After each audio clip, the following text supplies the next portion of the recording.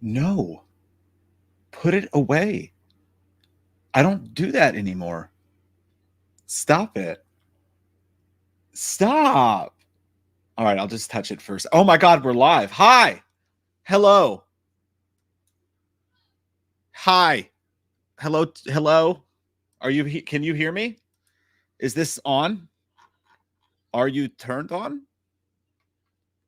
Et petit peu. That means a little bit. Can you guys hear me okay? Jay's coming. He's late. Pretty soon we'll all be late. And then we're going to have to go to CVS and we're going to have to buy a test.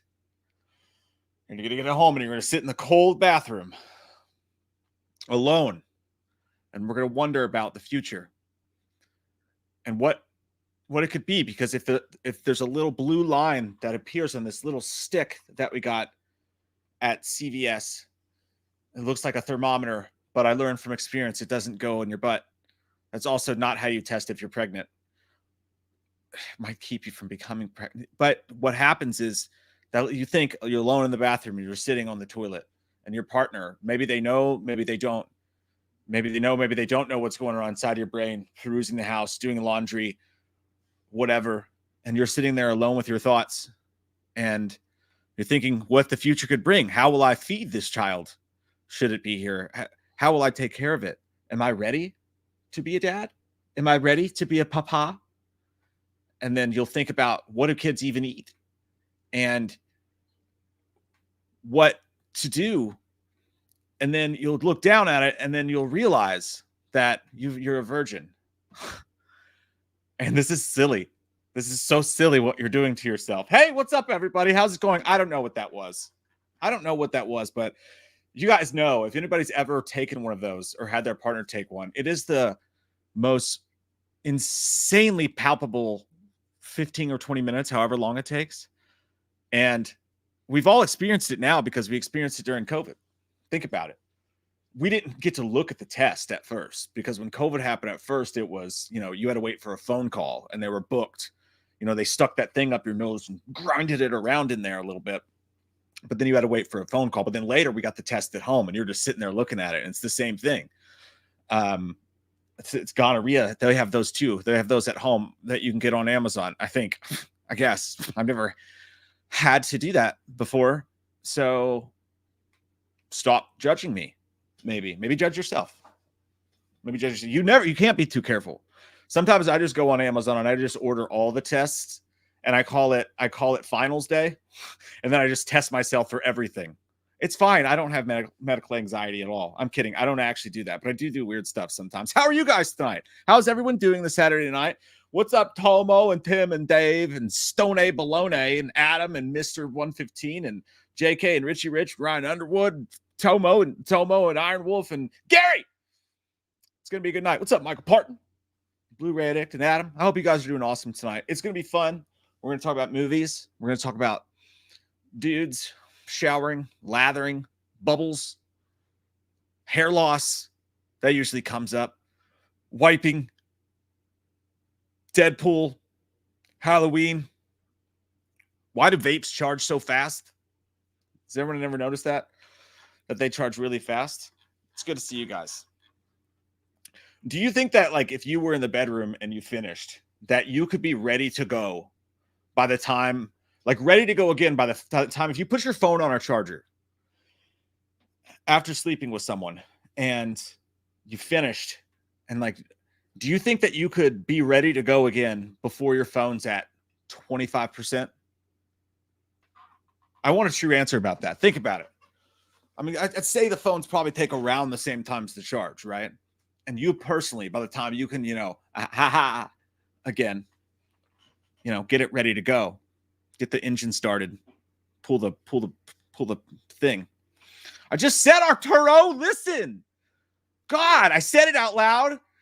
Can you hear? Can you read? Can you see the screen? It also says where Jay is. God, I'm just kidding. He'll be here in just a minute. But yeah, I think I could do it. I did the other night. What's up? I didn't actually time it, but I guarantee you I would have beaten that thing. I probably would have beaten it to 10%. Not literally. You get what I'm saying. Anyways, I don't know. It's fun time. That's what you call exercise when you do it twice. It's called exercise. It's fair. You're losing weight. Especially if that'd be a terrible joke. I'm not going to make it. What's up, guys? You eat my shorts, Kyle. How about that?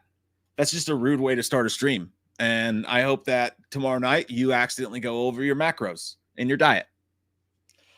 That's what I hope happens to you. Don't you eat my shorts, you son of a gun. Devrick, my weekend was wonderful, buddy.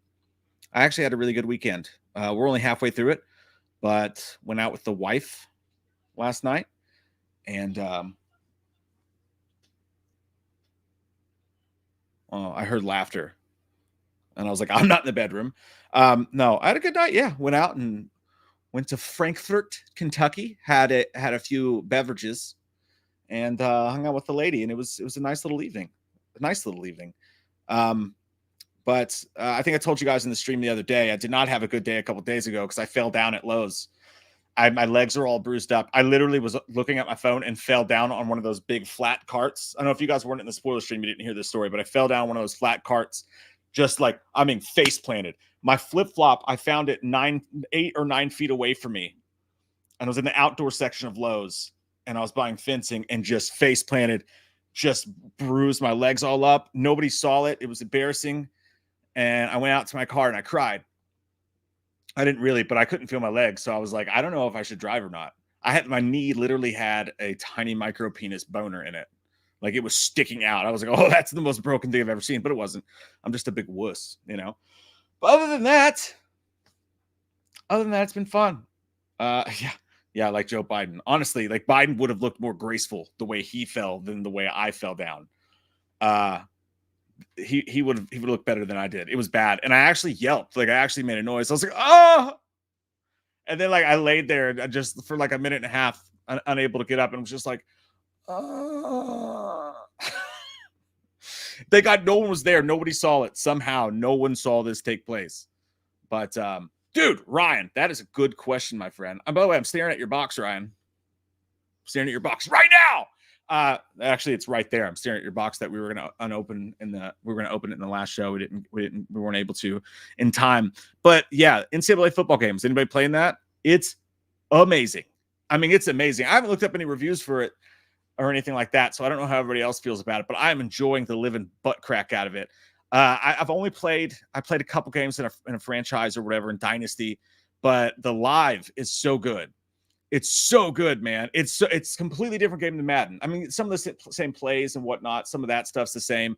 There's some stuff that's a little bit the same, but like the gameplay is so different from Madden. It feels far more like NFL 2K than any Madden game, just the way the gameplay works. It's so good, man. And it's so fun because like the stadiums all have so much detail to them, and the fight songs and like all that stuff. Like you feel like you're watching college football on a Saturday. And that's the biggest thing the NFL misses that 2K got so right, is that you would feel like you were watching like Monday Night Football or something. I feel like I'm watching CBS or whatever. So I'm having a wonderful time with it. It's actually no, JT, you're not going to open the box on this stream because we have too much news to talk about. We have too much news to talk about to get into the box, but I'm looking forward to it. I've been staring at the thing for months. I can't wait to see what's inside of it, you know? It's like I'm in the box. I'm in a friend zone. I just want to get in that box. And I let it live in my house rent free. And I look at it, but I'm not allowed in. I'm not allowed in. And that's why I made the friend zone reference. Yeah. The uniform thing does kind of suck. You can't switch up the uniforms or whatever. But when you think about how many teams are in the games and all that, like how many different things they're doing, it makes sense that there'd be some stuff you can't do. But yeah, dude, I'm absolutely loving it. Look who's here. Nice of you to show. Infection, selection, erection. I finally found out who did that. Was CNC Music Factory. That's a song? What is going on? What did you move into the Golden? Like, did you move into the Golden Girls? I'm cleaning out my closet. No, I'm getting a divorce. Yay! I mean, yeah. Can't wait to suck some dude's dick. What? No, we're in the process of moving. We're just boxing our stuff up and getting it stored away for the big move that will happen. Hopefully, hopefully at some point later on. Dude, I'm loving this background right now. You look like you're eating a spaghetti dinner with your grandma. I feel like I went back in time and fell into the lap of 1987, and I can't wait to fucking tell my best friends I can't go out tonight because I got to study or my dad's gonna whip my ass. But no, yeah, the CNC Music Factory, that song, it's called "Mind Your Business." I always wondered what it was from My Cousin Vinny when he rolls into town when he like first gets there, and you know that song's like erection select. It's not. Oh yeah, but it's CNC Music Factory. Called Mind Your Business. That's the worst band name I've ever heard in my life. That's the one that did Everybody Dance Now. Oh, really? Yeah. Everybody Dance. Put some respect on that fucking name. Oh God. But it's funny because I think did he use the CNC Music Factory for the Super when he was sitting upstairs and he wasn't getting invited to the party and they were playing like I think they were playing Good Vibrations. They were playing something like that. Oh yeah. It's just your sweet sensations. But crazy we time. did that. Crazy times. Crazy times. Yeah. I can't tell if you look like you're gonna be haunted or like you're gonna like get spanked. I hope it's for both. not having dinner table manners. I hope it's both. I hope it's an orgasm of a haunting. Oh me. So did you go to the movies this weekend? I did. I went and seen the Titty Fisters. Yeah, that's Fisters is the porn parody. Sorry guys, I'm on a 21-hour fast right now, so my words might come out jumbled. You might just pass the fuck out at this point. No, dude, I'm used to it now. I'm used to it. That's crazy. Put me in Mumbai and I can survive. Well, cum doesn't count, so guess what? You might as well break it. It does count. Well, no, actually, you're right. It won't break fast. I can cum all day and suck it. Did you actually Google "will cum break a fast"? I mean, maybe. I mean, I'm googling it right now. I'll tell you that. I don't know. It probably doesn't. I don't think there's any calories in cum. Hold on, I gotta hit the incognito tab first. No, you don't. Just let people know. Be proud of who you are. Let the boy learn. Does cum break fasting? I don't know if this is going to give me the results I want. The amount of calories consumed from swallowing semen is very negligible, 1 to 7 calories. Oh, so there is calories. There's calories in there, dude. There's calories in there. So if you see a really big fat giant girl, you're like, she's a great dick sucker. She's just blowing. Anyway, it is what it be. I didn't know that. That's weird. I'm not done. Each ejaculation is generally from 1/4 of a teaspoon to 1 teaspoon in size. Instead, they told you that they told us that we would use math when we were growing up. We didn't believe them, but here we are. 1/4 of a teaspoon. It to good use. I'll bet Isaac Newton was like, "That's what I meant it for." Dude, teaspoon seems light, doesn't it? Like I'm not a big I'm not one of those like welcome to the show, but I mean like a teaspoon of cum is, I mean if that's all you can manage, that's all you can manage. Some people get old and it just dries up. Yeah, but like 1/4 of a teaspoon seems super small. I think that Bobby, above average. I don't know if this is true or not. I swear, but Bobby Lee, the comedian, had talked about that he didn't cum a lot. Like there was like a teaspoon of cum. That is. Yeah, I mean that's apparently average. I mean, a tablespoon, I would think, actually would be more. Yeah. But yes, Titty Twisters non-cum edition was great in the theater. And I mean, we're not getting into the review right now, but I did. I enjoyed it. I did too. I found myself pleasantly surprised with the nipples. We're also going to review Cobra Kai later, and I don't know about you, I did not have the same opinion of Cobra Kai. Dude, I will say this about Cobra Kai. I still to this I love Johnny. It don't matter if it's gone downhill or not. Like there are moments in that flash like the brilliance of Johnny Lawrence, which is great every time you see it. But yeah, for the most part, I mean, Cobra Kai should have ended like 3 seasons ago, like 100% ended. Yep, I agree. But then again, it is what it is. I mean, I was actually pleasantly surprised because I looked at it, I was like, oh my god, there's 5 more episodes that I gotta watch, and I was like, no, there's not. There's only 5 episodes because they're not gonna release the part 2 of this until November 16th of this year. Yeah, there's 3 friggin' parts, dude. There's 3 parts. Well, if you guys, if when you get to watch it, the 5th episode, we're literally retreading water. It's going right back to the same shit that we started the first season or second season with. It's exactly the same. Save it. I don't like. Yeah, they definitely shouldn't have saved it. But let's see what you guys are saying before we get into that. Hey. Yeah, no, not about that. This one's for you, Jack.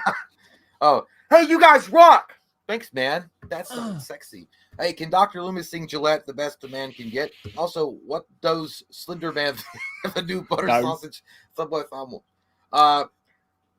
Gillette, the best a man can get. Oh, Michael Dice, Gillette. That's how it goes. And then well, the new butter sausage Subway family was very good. They put a lot of sausage in the Subway family, which was, if you're going for the health kick, not going to be a good idea to have the butter sausage. But nonetheless, anything that Subway sandwich do is going to be wonderful for you because it's less fat than you get at the McDonald's. Now, that may not be true, depending on you option. Now, if you go in there and say, hey, me want the fat boy Subway sandwich, me want the meatball marinara with grease on top, Subway sandwich going to accommodate you, but it's not going to be very healthy for you. So, butter sauce and Subway sandwich sound delightful. Eat fresh, eat healthy, and eat right in small doses. Thank you so much there, Timothy MC. Let's talk about buttered sausages. What they do, where they come from. I didn't know that. Like, we played that video. I thought it was real, but apparently it was fake. Yeah, that was apparently AI. Like, you don't have to use AI to get wild and crazy kids, Gary Busey. But Gary Busey, is that right? Gary Busey. Gary Busey.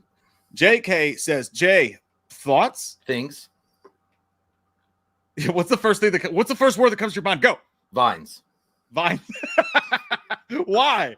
Why vines? The candy vines, like those little red rope things. Oh, you're hungry. Yeah, that's why vines. I don't know why, and I don't even like those things. There are Twizzlers are way better, obviously. Tim also says Loomis loved Twisters. It was a masterpiece. Yeah, I loved it. It was a twisty ending. I read that. I didn't even go see it, Tim. Shut up. When do I get a chance to go to the movie theater? Gary B would also like a Loomis. Goddamn you, Michael. What is it in Loomis' voice? It's my voice. Michael Potton. They recently leaked the plot for the new Final Destination movie, and I find this interesting. The accident revolves around a restaurant. Oh. I'm just thinking of the Dumb and Dumber scene. I was just thinking of Gordon Ramsay throwing like something out of the kitchen and killing somebody with it. Like that's one of those death scenes in it. It's got to be poison, right? I mean, like a mass. I guess there's a bunch of ways you could die from fucking in a restaurant. You could have like poison. It could be like cholesterol finally catching up with you after you eat that fucking steak. I don't know. I mean, it's kind of cool, but I mean, is it the whole movie is set around a restaurant? That's kind of, I don't know. Like, I feel like Final Destination was kind of cool, and because you can literally go to different places and have unique deaths. Well, the way I took what he's saying is like the big opening. Oh, the opening. I get you. Okay. Yeah. Which it's got to be a poisoning. I'm thinking of that, and I'm thinking Mission Impossible, where he throws the gum. He says, Kittredge, you've never seen me upset. Oh yeah. And they throws the thing and it blows. I don't know why that's where my head went. Kyle, Mike, and Jay, how are you both doing tonight? Hello. That last trailer for Aniel and Romulus is a beaut. Anything crazy happened to either or both of you this week? Nope. Someone stole my shit. That's why it's all empty back here. I got robbed by a sweet old lady on a shopping cart. No. I mean, although no, nothing happened. It's just been boring as fuck. Nothing happened. Yeah, I told you guys my story when Jay was gone. That was pretty much the wildest thing. Dude, I didn't tell you this, though.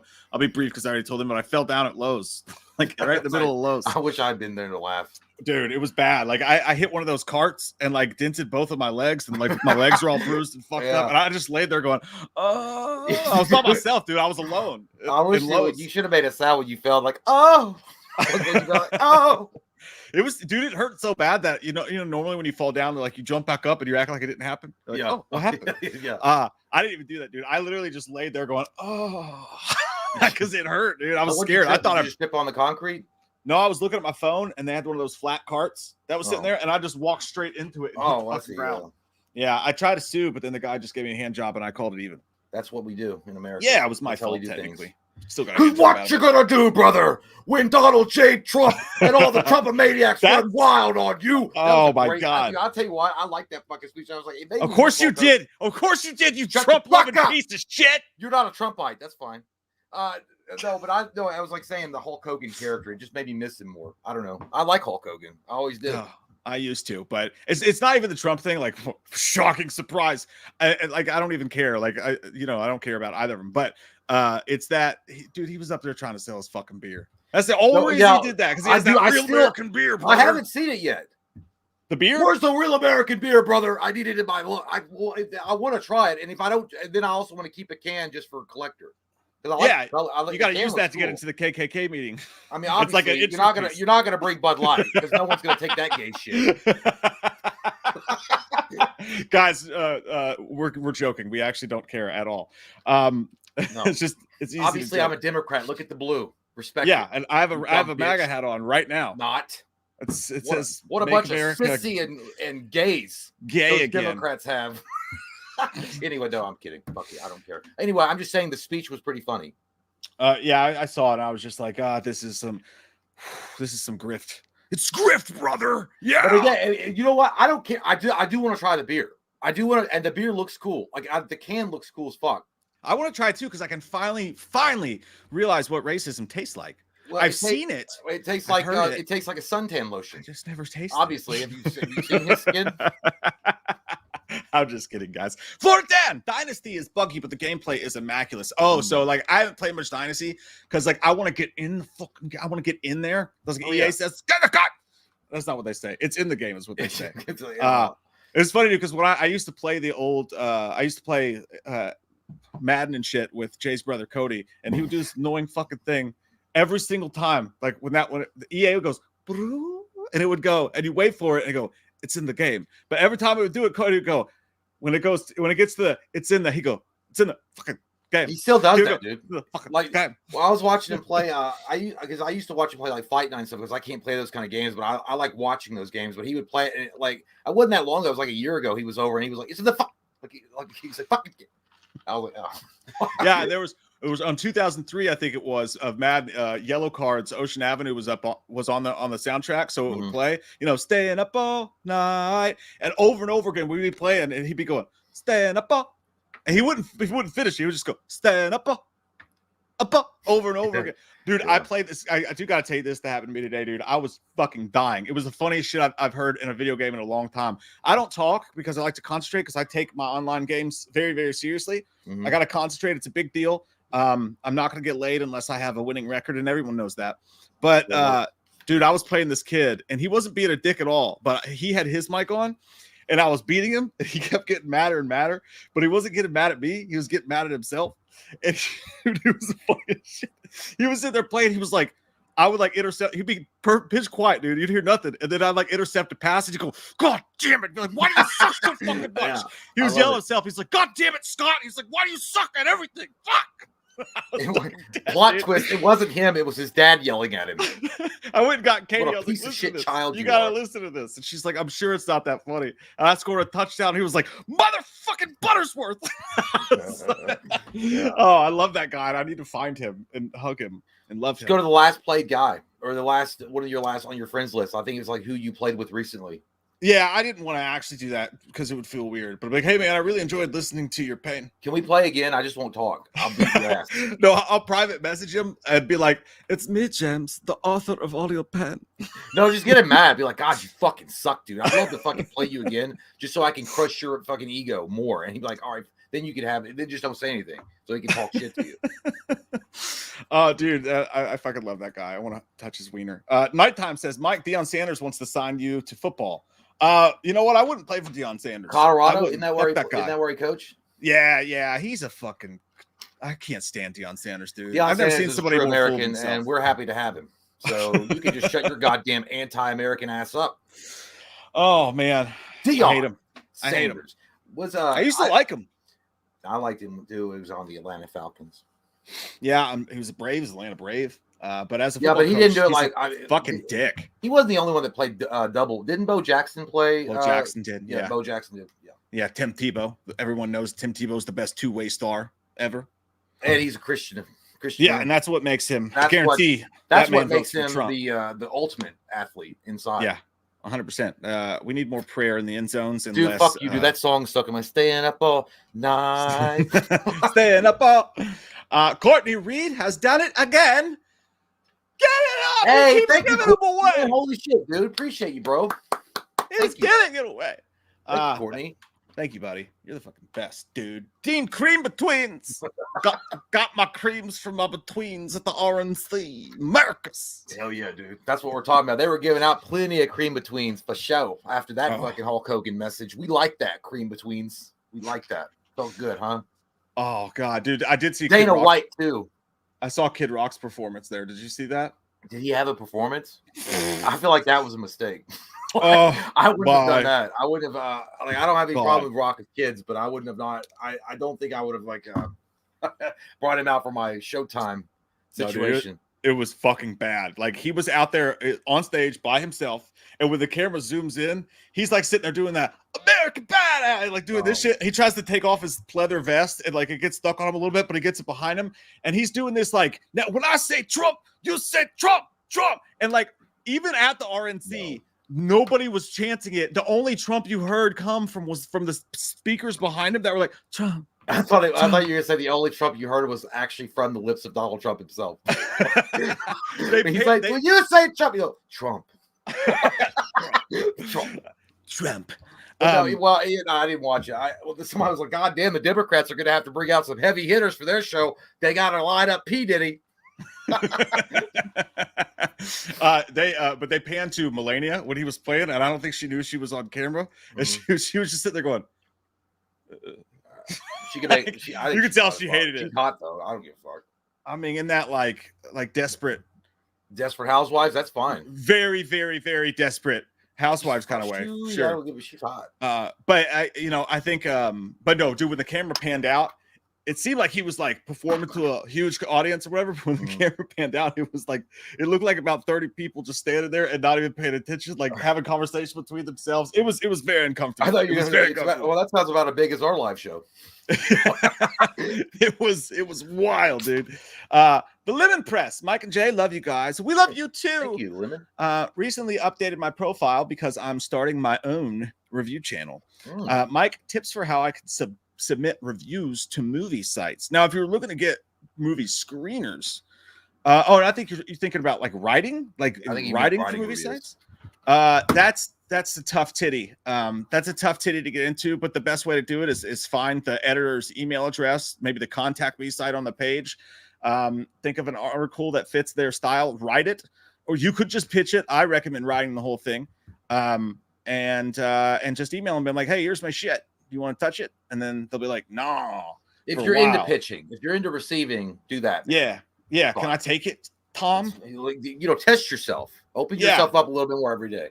And then also name drop me. Go ahead, feel free to do it. And as a reference, and when they ask me, when they email me and be like, hey, how is the Lemon Press? And I'll be like, that guy fucks pigs. He's a pig fucker. Because I don't want you taking my writing jobs. I'm kidding, but I do fuck pigs. What? Who are you anymore? You disgusting GERD-filled bastard. JT Owsley says Twisters is a painfully average blockbuster. So's your dick. It's flat. So's your dick. Repetitive, and country music still ain't good. Now that I agree with. Also, I randomly watched Eraserhead the other day, and now it's one of my favorite movies ever. But 11:14 is better. I don't know. 11:14. Eraserhead. I don't know if we reviewed that for a Patreon. We did. Yeah. It's one of those weird ones. I can't remember. He had big hair, and it was. No, I know. He looked like Egon's uncle that got like electrocuted or discovered lightning. I just can't remember much about that movie. I don't think I hated it, but yeah. Well, here's the thing: we haven't got into our review, but I think, like, I'll tell you this: I don't think Twisters was groundbreaking in any sense of the word at all. Like, it wasn't a groundbreaking movie, to be sure. Was it a decent flick to go to eat popcorn and watch? Yeah, I thought the special effects were fine. But here's the thing. It's weird that how they market it, because it says in between a sequel and a remake, which they should have just done their own thing and said it's not the cameos in it are kind of fucking stupid. I was like, all right, if you're not going to go that direction, you should have put it in there. But I don't want to get into it because we're not into the review yet. But shit, cameos? There's not a cameo, like an Easter egg. I was like, I fucking missed something, dude. I was like, God damn it, I got to go back and watch it again. Everybody wait here. Look, he's dead. Oh, no. The AI is getting out of control. JD, thank you so much, my friend. It says, dude, Mike, you mentioned Turnstile on the last stream, and I tried them out, and I'm a big fan. You're awesome. You're fucking awesome, okay?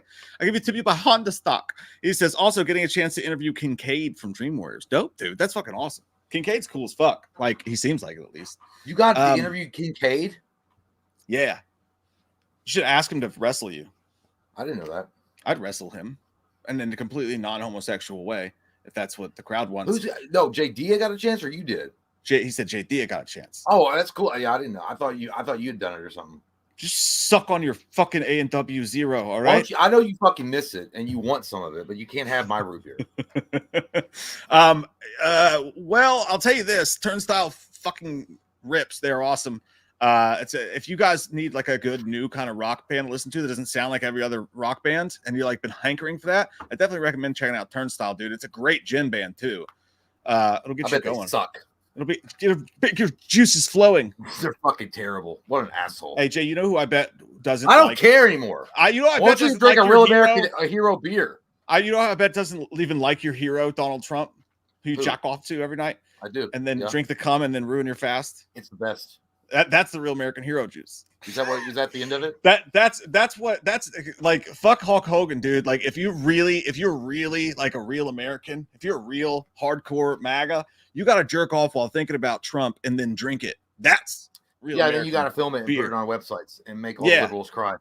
We'll use our own tears as I'm not That's a liberal. I should say they'll use their own tears as lubrication when they think about pronouns. The last week has been fucking insane. By the way, you know what? The assholes that have come out and celebrated what happened, yeah, you deserve to be deplatformed and fucking removed off the internet completely. There's one fucking douche that literally went on there and didn't I don't want to obviously we don't want to get too far into that because YouTube monitors what you say. So, but specific thing, there was something that happened that was really awful there. Besides what the normal, everything was awful, but one of them was even worse. Someone was, I don't know how to even say it. Well, someone was, removed from the life, I guess you would say, and that's awful. And you find out the details of that particular person. This fucking little twerp dipshit, fucking no dick asshole goes on a talk show and had said on his stream at one, "Fuck that dude, fuck his family, fuck." I saw that guy. And I'm like, God damn, dude, I know that your dick stinks and you can't get a girl in your life except a girl that you like to watch other men fuck. Got that guacamole dick. I can't believe you'd even have the balls to say that and then try to defend it on top of it. You deserve everything you're fucking getting, dude. Every fucking thing you're getting. I can't stand people like that. You were trying to be edgelord, Miss Edgelord, and you fucking look stupid. No, and here's the thing about it, and the reason Jay and I joke about it so much, and we should probably leave it at this for the most part when it comes to that topic, because I know how people get all hot and bothered. Yeah, we don't want to get down crazy in that fucking comment section. Yeah, but no, I think the problem is that, and again, I'm neither Democrat nor Republican at all either. I think it all sucks and it's terrible. But I think that the problem is on both sides. I think that the cultization of Trump, you know what I mean? The obsession, people getting tattoos of him, people fucking just literally mental, losing family members and shit, crazy shit. The cultization. This is a politician. This is an old dude in a suit. And on the other side, though, the hatred of him and people literally dedicating their lives to a hatred of him and an entire group of human beings has also gone way too fucking far. Well, I think they're both cults. Everyone's obsessed. The left or the right, you're in a cult. If you really think that these people give a fuck about you, you're in a cult. 1,000%. Well, I don't think it's not the same. No, that's not what I said. What I'm saying is, I think there's a cult mentality for hate against Trump. There's not a cult mentality for obsession for Biden or any other. No, there's a cult mentality for the party though that says if you don't believe what we believe, fuck you. Sure, and that's a part of it too. But for one singular person, I think that's a major problem. Yeah, but again, I'm saying both sides. Yeah, Trump is not Jesus Christ. I mean, he's a. You feel like how you feel about him, whatever. You vote who you want to fucking vote and who you want to be in the office at the end of the day. But the fact is, wishing death on somebody is fucking insane. Yeah. You're at that point, you're terminally online. That's a word I actually have, didn't know that was a word until the last week. Terminally online. And I was like, that makes so much fucking sense. That's you are a fucking dirty Cheeto sniffing asshole that picks your butt and smells it every day that go on Reddit posts talking about shit like that. You have internet it yourself retarded. get off the internet and go outside for a while. Like, I don't know, or talk to somebody, because that's fucking insane. Yeah, at the end of the day, this is not a political channel at all. We never have made it a political channel, and I try. People get fucking way too into that shit. Like, you can't even say anything anymore without people going way overboard and saying you support this, you support that. At the end of the day, it sucked what happened. It was awful what happened. That was terrible. And people that got removed from this life was even like, that's like, I don't know, like, was just awful. But yeah, at the end of the day, none of these politicians, none of them are perfect deities. Like, it's just an obsession that's gone crazy. Like, everything's. I think my dad's gone crazy. Yeah. But anyway, back to Twisters. Yeah, listen to Turnstile. By the way, I saw I said Glenn Powell's Twisters, and I was like, Glenn. For some reason, I got it confused. I said Glenn Close was in that. Oh shit! I was like, I didn't know Glenn Close was in the first movie. She was the tornado. She did their Andy Serkis impression. She just put a bunch of bubbles on her and it spin around really fast in circles and chased everyone. Nighttime. Did you like the movie Grandma's Boy 2005? No, it sucked and Jay's stupid and his hat. Shut up. Yeah. Well, I'm way too baked to drive. I'm way too baked to drive the Devil's House, dog. Yeah, I loved it, dude. I think it's an extremely underrated movie. Yeah, I actually love it too. Jay loves it more than I do, but I do love it. It's on our list of Patreon reviews to do as well. So you'll be seeing some more from us upon that. Yes, Florida Dan says, Jay, can we get Dr. Loomis reciting the famous monologue from the end of The Breakfast Club? I don't know what that famous line is. I don't know what it is. I know that there was talking and that they had like this moment, but I don't remember what it is. I would do it. I just don't know what it is. I can't remember it either, to be honest. And I love The Breakfast Club. I just don't remember the monologue. Can you just do the entire lyrics from Kid Rock's Ball with a Ball instead? Yeah, every syllable. Ball with the ball. Jing, jing, diggle, diggle. Put my wiener in the siggle. Michael Patton, was the Twister soundtrack garbage sauce? Yes, I think it was. Personally, did they have? Oh, it was that country shit. Yeah, it was. And like, it wasn't. Again, I don't hate country music. Like, I don't want people to get mad and say I hate all country music. There are some good country tracks, but this one just felt like like that corny shit from like Joe Dirt. Like, you ain't seen nothing yet. Bum, bum. Hey, that's like, a great fucking song. No, that's a great song, but every time he pulls up, he's got like some kind of fucking rocking out country song. Yeah, no. And I'm like, yeah, I know, I get it. He's hot and he looks really good in a cowboy hat. I was worried about that going into it for sure, because I saw the trailer and I actually saw the track listing, because like if you remember back to Twisters, Jean de Bont's 1996, I believe 96 classic Twisters or Twister, the soundtrack was Van Halen. Like, I'm pretty sure they had a country tune or two on there, but it was like mostly Van Halen. Like, the soundtrack was really fun. It was eclectic. And as soon as I saw the trailer when they're like, come on down to the farm, boy, now, yeah, my boots on, and the Twister's coming down the stream, I was like, don't hand me no lines and keep it yourself. My boots scoot boogie. Yeah, they were a little bit overboard with it. Like, I get it. Like, it was after a while, you're like, I get it. He's a hot country guy that chases tornadoes. Mm-hmm. And he has a YouTube channel and he's from Arkansas. It's really hot. But the thing about the original Twister was it wasn't like a country southern thing. These were just people. Like, it was no, you know what I mean? This was America in the Midwest. Well, I think I was afraid they were going to try to do that. I think that here's the thing. I don't know. Like, in the original Twister, like the first Twister movie, which by and far was better. That's just my opinion about it. But I think it was a lot more, it felt more grounded in, like, they tried to do, like, none of it's really science, but they felt like more sciencey. You know what I mean? I don't know what it was. It just felt more grounded in reality. This one just felt like, well, I liked it. Was Twisters is was fun. It just felt like it was a little bit more fantastical in a lot of ways. Yeah, I do want to stop the show right quick. We have a breaking news alert. This is important. We care about the health of the people who watch this show. And our friend Benjamin Shelby here woke up this morning with a boner. Hey, all right, Ben. We'd like to see that. We'd like to feel that. Can I touch it? What? You cancel all your doctor's appointments, Ben, because you're healthy as a horse. All right? You're done. Congratulations. Good job, if anybody doesn't know that, if you wake up with a morning wood, it means you're perfectly fine. And it's a health dipstick, basically. You go, fuck yeah, that's me. Gary B, Mike and Jay, what did you think of Cobra Kai first 5 episodes of 6?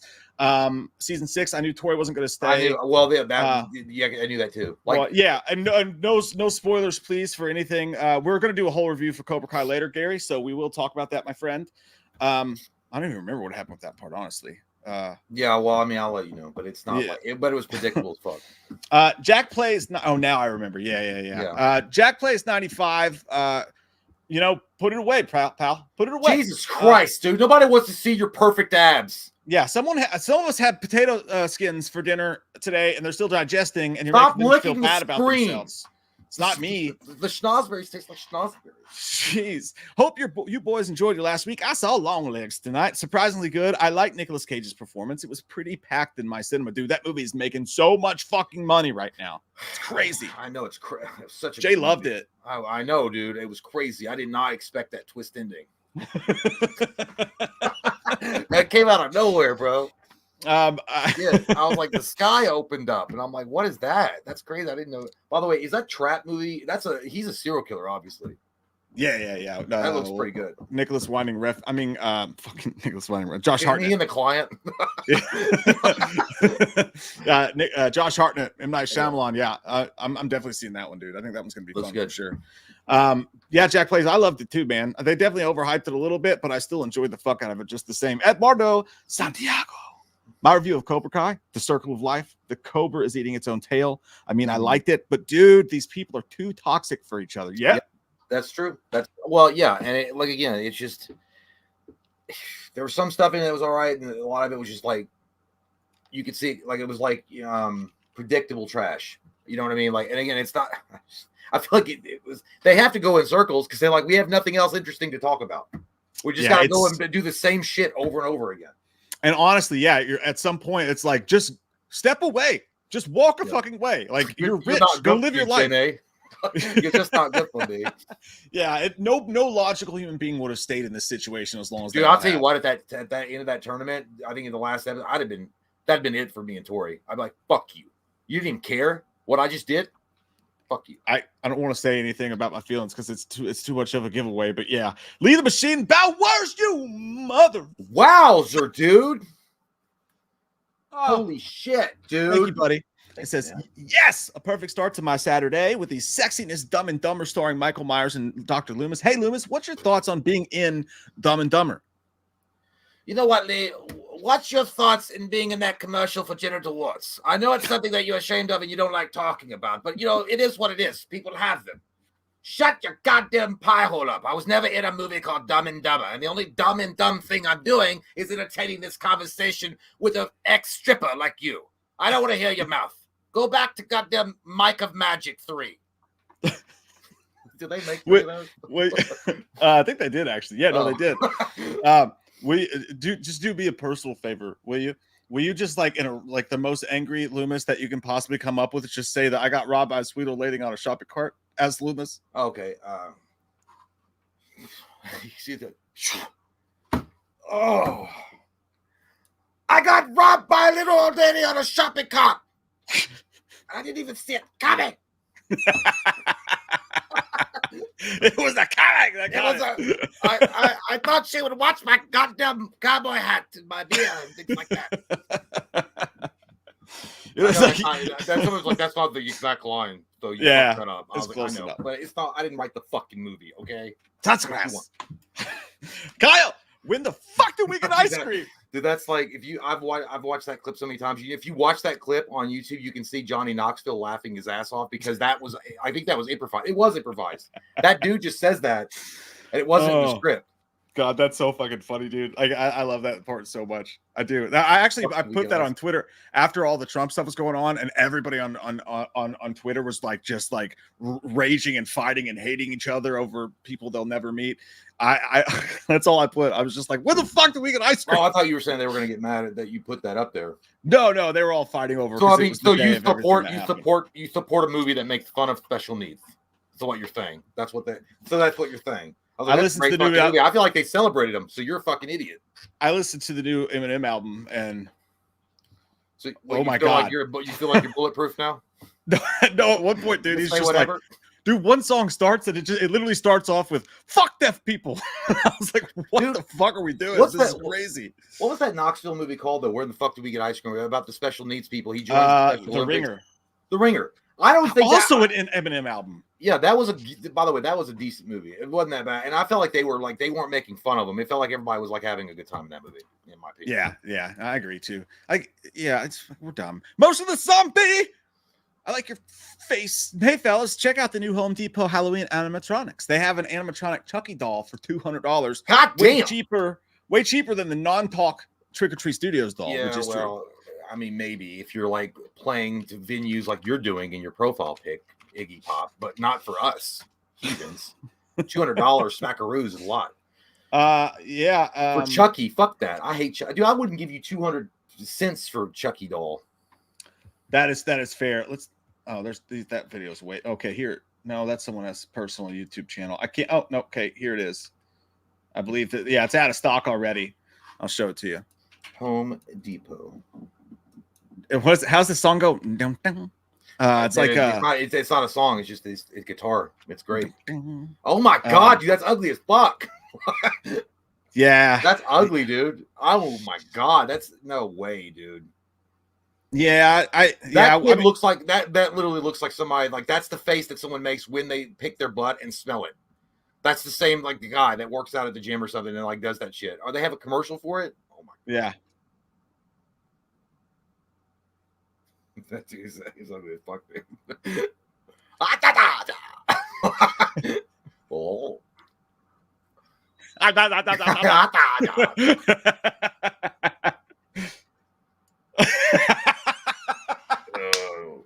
Dude, he literally is. He's going. Well, I guess it makes maybe he says something in it, but I mean, yeah, just if I saw that, he looks like someone just hawked to it on him. Yeah, that's what the dick would. That's how your face would feel like if a girl hawked to it. Like, smoke would literally come out of your mouth. Yeah, I like it. Yeah, dude, most of those animatronics are really butt, like, especially for what they charge for it. Nothing against Home Depot. I've seen some shit at Lowe's that, man, it was, I seen some shit that'll make you turn white. It did.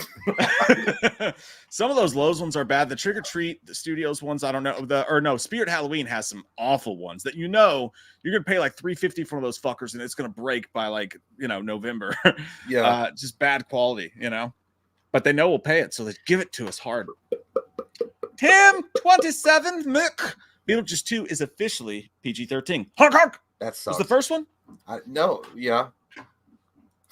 I mean, it's fine. Okay, that's fine. Okay, never mind. That's right. I thought for some reason it was rated R, but it wasn't. It was rated PG-13. So that's good. It was PG. It was PG. Oh, different time though. Dirty. Okay. Different time though. Yeah, I don't know why in my head I always thought it was rated R, but it's not. I think we're just predetermined at this point. Whenever we hear PG-13 for anything in horror, it's like, my ass. I think what it ruined for me is like PG-13, like RoboCop is one that really fucking. I was like, what the shit? When they made that PG-13, I was like, you soulless, dickless bitches. Yep. Fuck City Supercock. Lee the Machine says, Jay, your room is naked. Yeah, I got robbed. I've said that. No, I know. Well, and I don't know if you were in here, Lee. We're selling the house and we're just trying to box stuff up and get it ready so that when hopefully if an offer's put in, we'll be able to get it gone real quick. So I'm gonna come. I'm gonna come on your car. But right now, I'm actually I'm LARPing like an agent for like an insurance company from 1988. I'd like you to come into the office and have a seat over there, and I'm going to turn you down because I don't think that you got the loans to cover things. You do. You look like you're in the Golden Corral corporate office in 1988. Yeah, it is. It's the Golden Corral. You can crunching smell the numbers. You can smell the desperation of the Coke across the room. With your headset on, you look like you're offensive coordinating the monthly Turkey Bowl football game at the old folks' home. Yeah. Well, frankly, John, I don't give a fuck. I don't think we're gonna win it. Oh, Barbara broke her hip again. That's gonna hurt. She's probably not gonna make it through that one. Sean Sheridan has been a member for 1 month. Hey, Sean. Okay. Says Longlegs was overrated to hell. I thought. Ooh, I don't know. I haven't even seen it. So. Listen, but when they're saying a movie is the scariest movie in a decade, you're not wrong. I love the movie. I gave it an 8 or an 8.5.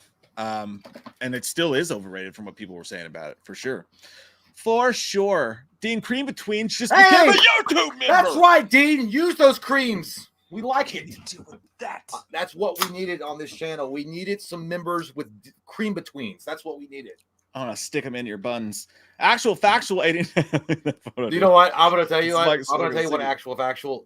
That's the face you probably made when you accidentally donated that $1. You're like, oh, I'm just trying to comment something. If Loomis, that'd be funny if Loomis quit smoking and Michael just walked around like lighting cigarettes around him all the time and like blowing it in his face. You know, I never noticed it. Did Loomis? It almost makes you feel like Loomis did quit after the second one when he got blown to fuck. Because I don't think he smoked in the fourth and fifth one.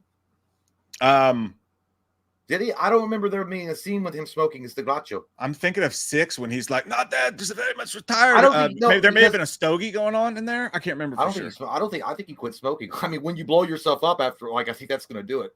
Well, no, did he even smoke? Because remember that the nurse was smoking, and he was like, oh yeah, maybe he didn't smoke. Yeah, I don't think, maybe he never did smoke. He's like, get that smoke out of my face. It's not my brand. He just looks like a smoker, you know. Maybe he looks like he's got some Marlboro Reds in that trench coat pocket for sure.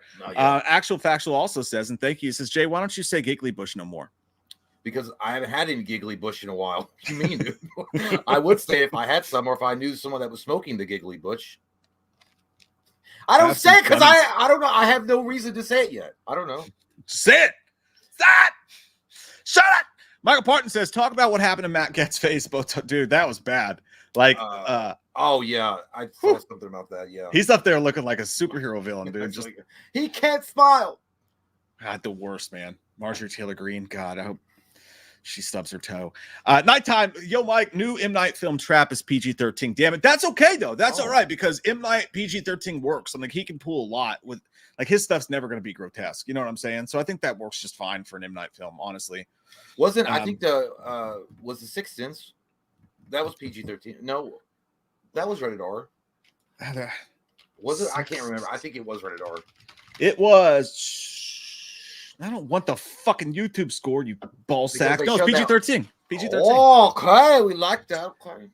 Yeah, I think most of M. Night's films might be PG-13. And Mercurio has also been member for 1 month. We like it. You got it on ground floor. We show you all of it. Welcome. I mean, you already. Oh yeah, enjoy your stay here, because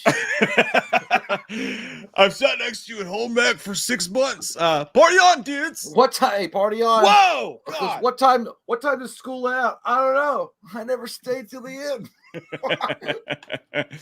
Florida Dan says, Dr. Loomis, Google the Breakfast Club monologue. Then. Why don't you Google Indeed.com and stop telling me my business? I don't have I'm not going to Google it. My flip phone's in the other office. I will. Listen, I promise you, dude. I will get back. I will do it. Dude, look at her face. Ooh. Wait, watch. Ooh. Yeah, starting to look like Matt Gaetz. That's true. Markobi87 says, what's up, dudes? Just wondering, hope you guys go back to doing Michael and Loomis clips. I love them. Have an awesome weekend. Hey, thanks, dude. I mean, we probably got something coming up soon. We don't want to give away all of our secrets and show you our tit milk. Our whole, our entire October month is going to be a play on Eminem's album, and it's going to be called The Death of Michael Myers and Dr. Loomis. And we're going to kill the characters. That would actually be really funny. But yeah, no, probably, no spoilers, like you said, but they will be returning. Well, you just spoiled the whole fucking show. They're coming back in October, whore. No, I mean, it'll be fun. Yeah, it's been a while since we've done them, so. Yeah, or girls. JT Customs. I forgot what it tastes like. JT Customs says, saw Twisters yesterday. It was thumbs up. Romero's kid, Tina Romero, is doing a zombie movie called Queen of the Dead as well. I don't know. That's cool. Good for her. I hope it's wonderful. I hope it kicks butt. Adriel says, just wanted to say I love your shirt, and Jay, I love the hat. Both would look great on my bedroom floor. Glad I have a day off to catch you both. Well, I'll tell you something, Adriel. That's why I had to pick it up. It was on your bedroom floor. I forgot it last night. Don't make me blush. I don't fuck stormtroopers, all right? I'm a knight of the Republican Party. Didn't you hear? Stormtroopers have terrible aim. It always goes in his eye. Thanks, buddy. I have hats all over the house on the floor, by the way. I need to get like a hat rack. I don't even own a gun, much less that would necessitate a gun rack. Gotta be. I got robbed by a sweet old lady in a motorized cart. Okay, so that doesn't sound as funny though when you add the motorized to it. It's the only problem. Well, I mean, it works when Jim Carrey does it. That's fair. That's true. That guy could fart on a snare drum and it'd be funny. Lee the Machine Bowers. Hey, Jay, they should make an animatronic Dr. Loomis and have you do the voice. I'll pick one up and be like, yes, slay, queen. I got a Doc J. Loomis in my room. Yeah, you know what? I would do that, and then they wouldn't give us any fucking money. They would just say, oh, well, you don't owe that character, so fuck you. I was like, yeah, that's true. That's fine. We'll just put one at we can afford to make an animatronic, dude. What we should do is at Scarefest, we should just bring like a telephone booth, like that Zoltan thing then back in the day, but just put you inside of it. And then if people Zoltar. Yeah, Zoltar. Yeah. If people give me $1, I'll hit a fake button and then you could just say like you just sit in the like booth and be like, God damn it, Michael. He doesn't talk. Zoltar, he's like, oh. Yeah, Mike's talking about the movie Big. If you guys don't know, like that fortune teller thing at Tom Hanks. It's a great movie, man.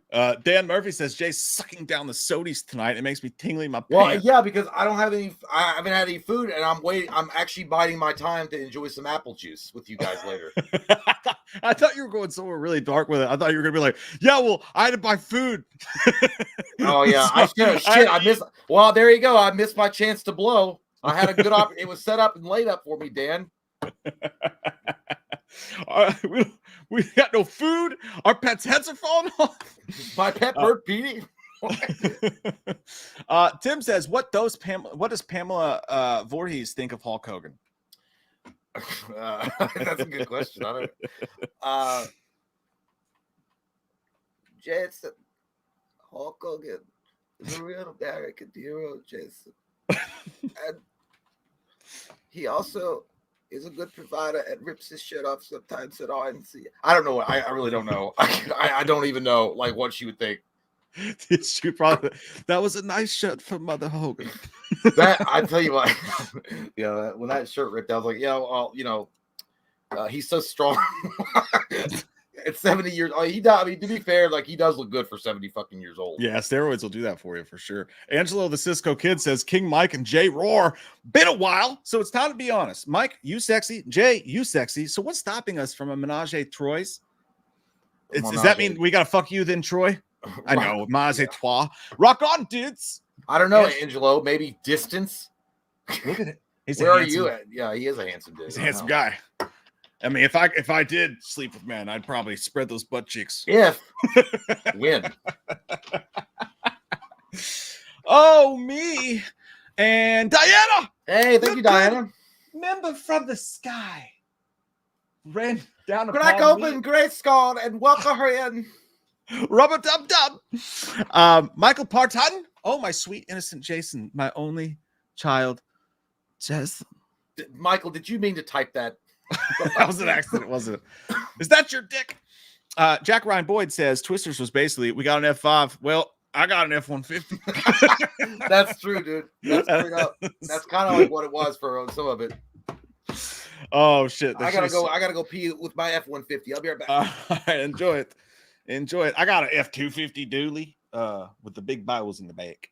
I don't really actually. Those balls gross me out. Like I love penis humor, obviously, but whenever I see one of those big dually trucks and that they got those giant cow balls like dangling, I'm just like, ew, that's fucking gross. Like I wasn't prepared to see balls, on my drive home from the supermarket. But yeah, we're gonna talk about Twister. I won't say anything about it yet. I did buy today. I went out today and I bought the 4K. I bought the Twisters 4K.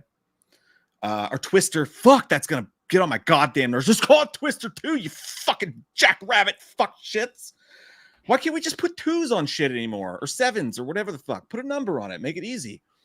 Twisters is actually pretty good in the scheme of things, for sure, as far as names go. But no, I bought Twister on 4K at Walmart today. $25. Went to Walmart, purchased it, put it on the counter and said, I'm an adult. I can spend this money. My wife doesn't have to know. And I just did that. So I can't wait to watch it. The kids had never seen it before. So I took the kids to see Twister. and they enjoyed it. And I was like, you ain't seen nothing yet. And I do wonder. I'll have to report back to you guys. As someone who's never seen Twister before, but they've seen Twisters, I wonder which one they'll like better. I mean, the obvious answer is Twister. Twister's definitely the best movie, but recency bias and all that stuff. But basically what will happen is if they say they like the new one better, I'll just put them up for adoption and start a new family with a man. Don't talk about your children that way. They might be watching this program. Oh yeah, that's true. There's a lot of things better, like a mass shooting. What? I missed. Better than our show. Oh, Leave the Machine. I shouldn't say that. By the way, that was a joke. I shouldn't say that. that would be a great politician. He says something awful on stage, and then he goes, "No, I shouldn't say that." But I did. Well, it's like I think he's a fucking turd, and whatever. He's like, but he's a good man. He's a good man. I shouldn't have said those things. Leave the Machine says, "I need a cardboard cutout of Chalice and his Fruit of the Looms." Hey, Chalice, would you do a cardboard cutout for me? If by cardboard cutout you mean I can make you mold of my penis. And I'll spray it with Stetson, and I'll spray it with Stetson, and then I'll just dribble just a little bit of Bud Light on it, just a little bit on the tip, and then I'll mail it to you. And you can try it on for size, see how it fits. If you like it, I come over and I can show you the real thing and make it real nice and warm inside. Real nice and warm. It won't feel like the cold steel of the mold. It'll be the real thing. And buddy, if you've never experienced the thunder before, it's a day of thunder in the racetrack of the rodeo of my dick. Thunder in Paradise. Do you guys remember that Thunder in Paradise? That movie, that show sucked. That was Hulk Hogan, right? Yeah, it was Hulk Hogan, and I think it was meant to be a pilot for a TV show that never worked. But I remember renting it, and like I liked it as a kid. But that's when he was like doing Suburban Commando and all that shit. I liked those movies. Michael says he was quoting Pamela when he said that. No, I know, Michael. I was just doing a bad joke. Well, you're a piece of shit. Your dick smells weird. Actual Factual 89 says, when's the last time y'all watched Mars Attacks? Oh, shit, dude. Like 3 years. No, that's been a long time. I finished it for the first time like 2 years ago. I love it. I think it's an underrated. Well, it's not really underrated. It just came out and got sandwiched in between other movies when it was released, so it didn't really get the same attention that it should have got. But it was like star-studded too. It had a bunch of fucking celebrities in it. Yeah, it was just a weird one, man. Like I didn't like it as a kid, but I went back and I watched the whole thing for the first time a couple years ago, and I laughed. I had a good time with it. I think by the end, I was kind of like, all right, You know what it reminded me of? Let's wrap it up. It reminded me of something like a Mad TV sketch or something that was extended like over an hour long. Or an hour and a half long. Yeah. Yeah, it just went on too long a little bit. Benjamin fucking Shelby says, you guys are too sexy. I hope you're well. Roast me? Yeah, wonderful kisser. Yeah, that's terrible. What? The Mormon church let out early. Get out of my face.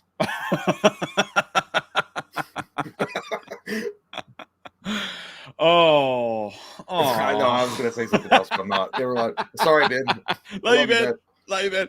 Lee the Machine Bauer says, I'm off to see Twisters. I'll catch the replay. Love y'all. Much love. Hey, thank you, Lee. Have a good time, dude. Be careful. Perfect timing because we're about to review fucking Twisters. And when you fuck a Twister, it's not good for your dick. Let's just say that right now. I hate when my dick gets all twisted. The Twister. Limit pass is that Freda Felcher gave me a John Deere letter. What's that? That sounds. What is that? That's Dumb and Dumber. Freda Felcher. Yeah, that's right. So Twisters, titty Twisters. The review begins now. Yeah. Oh, yeah. If you guys haven't seen it, don't get mad. Spoiler warning going forward. No spoilers. No spoilers. No spoilers. You can stay around. Spoilers. Just put that dick away. I can't wait. Just get away. It's making me feel weird at seeing that wiener. Okay, Twisters. Non-spoiler review. Just a review, I guess. That's how I felt when I watched it. I liked it. I think the acting was okay. I didn't know that by the way, the sexy cowboy guy, that the Wish.com version of Matthew McConaughey, was Glenn Powell. Glenn Powell. He was the asshole from Maverick, Top Gun Maverick. Yep. Yeah. But anyhow, Yeah, but it was still it was a decent, like, it was acted okay. I thought the special effects were good. I did enjoy the special effects. I thought they were pretty nice. The story was fucking stupid, but I mean, it is what it be. Yeah, but other than, yeah, I don't know, man. Like, there's not much else to say except I think that if you were a fan of Twister in 1996, you'll enjoy the movie as well. I mean, don't go in expecting you're going to get the Bill Paxton like amazing acting performance that him and what's her name did. You're not Helen Hunt, yeah, Helen Hunt, but it's still good. Yeah, no, like I was pleasantly surprised, man. I was pretty worried going into this movie that it was just going to be like basically what Hollywood does with everything. I thought it was going to be some obviously super PC, just like very careful of what to say. We'll probably try to throw in some, some garbage juice that's going to make everybody mad here. And there's nothing wrong with people of color, Mike. I mean, let's just be honest with ourselves. Yeah, well, I was pretty upset that they had some of those folks in this film. I'm just going to say that right now. Oh my God, I knew it. That's probably I probably knocked off a couple points, to be honest with you. No, obviously I'm joking, but like, no, dude, I can't believe how much I actually liked it. To me, it's in a different league than the original movie. Like, they are two completely different films. It doesn't touch the original film for me. I don't think anything was ever going to, and I never expected it to. But like you said, first off, the Naders look surprisingly good. I expected them to look like shit. I expected them to look marvelous and super CG and ass juice. They weren't overly impressive. There's nothing in this movie that's better than what we got so many years ago. And that's sad because, like, you would think, like, going into a movie like 20 some years later or whatever and expecting it to look worse than the movie in the 90s did is a shame for where we're at in the blockbuster movie industry. But I was pleasantly surprised with what they do with the tornadoes. It was totally passable. Well, totally passable. I thought it was I thought it was funny that they tried to make their own version of, and I always thought this scene was killer in the original one. The movie, the drive-in theater where the tornado comes down and it does the destructive power, and you see Jack Nicholson's face as the tornado rips through it at night. And he goes, oh, like that was they tried to recreate this scene. Did not do it. And I was like, yeah, it's obvious what you guys are doing. And I was like, you guys are pulling like a Rise of Skywalker bullshit right here, where it's like, it's not the same movie. It's not the same movie. What kind of is? I mean, if you want to look at it that way, that's fine. You're against women. You're a growing boy. You hate women. No, it was. I was like, yeah, I get it, but overall, though, I think that maybe you could also look at it. They were just paying tribute to it and like giving a nod in the direction of how great that scene was and how great that movie is. I'll look at it like that. I want to believe that's true. But otherwise, yeah, I don't know. Would I watch it again? Yeah, I'd probably watch it again. I mean, I don't have any. I think you're right. I can't look at it like a sequel.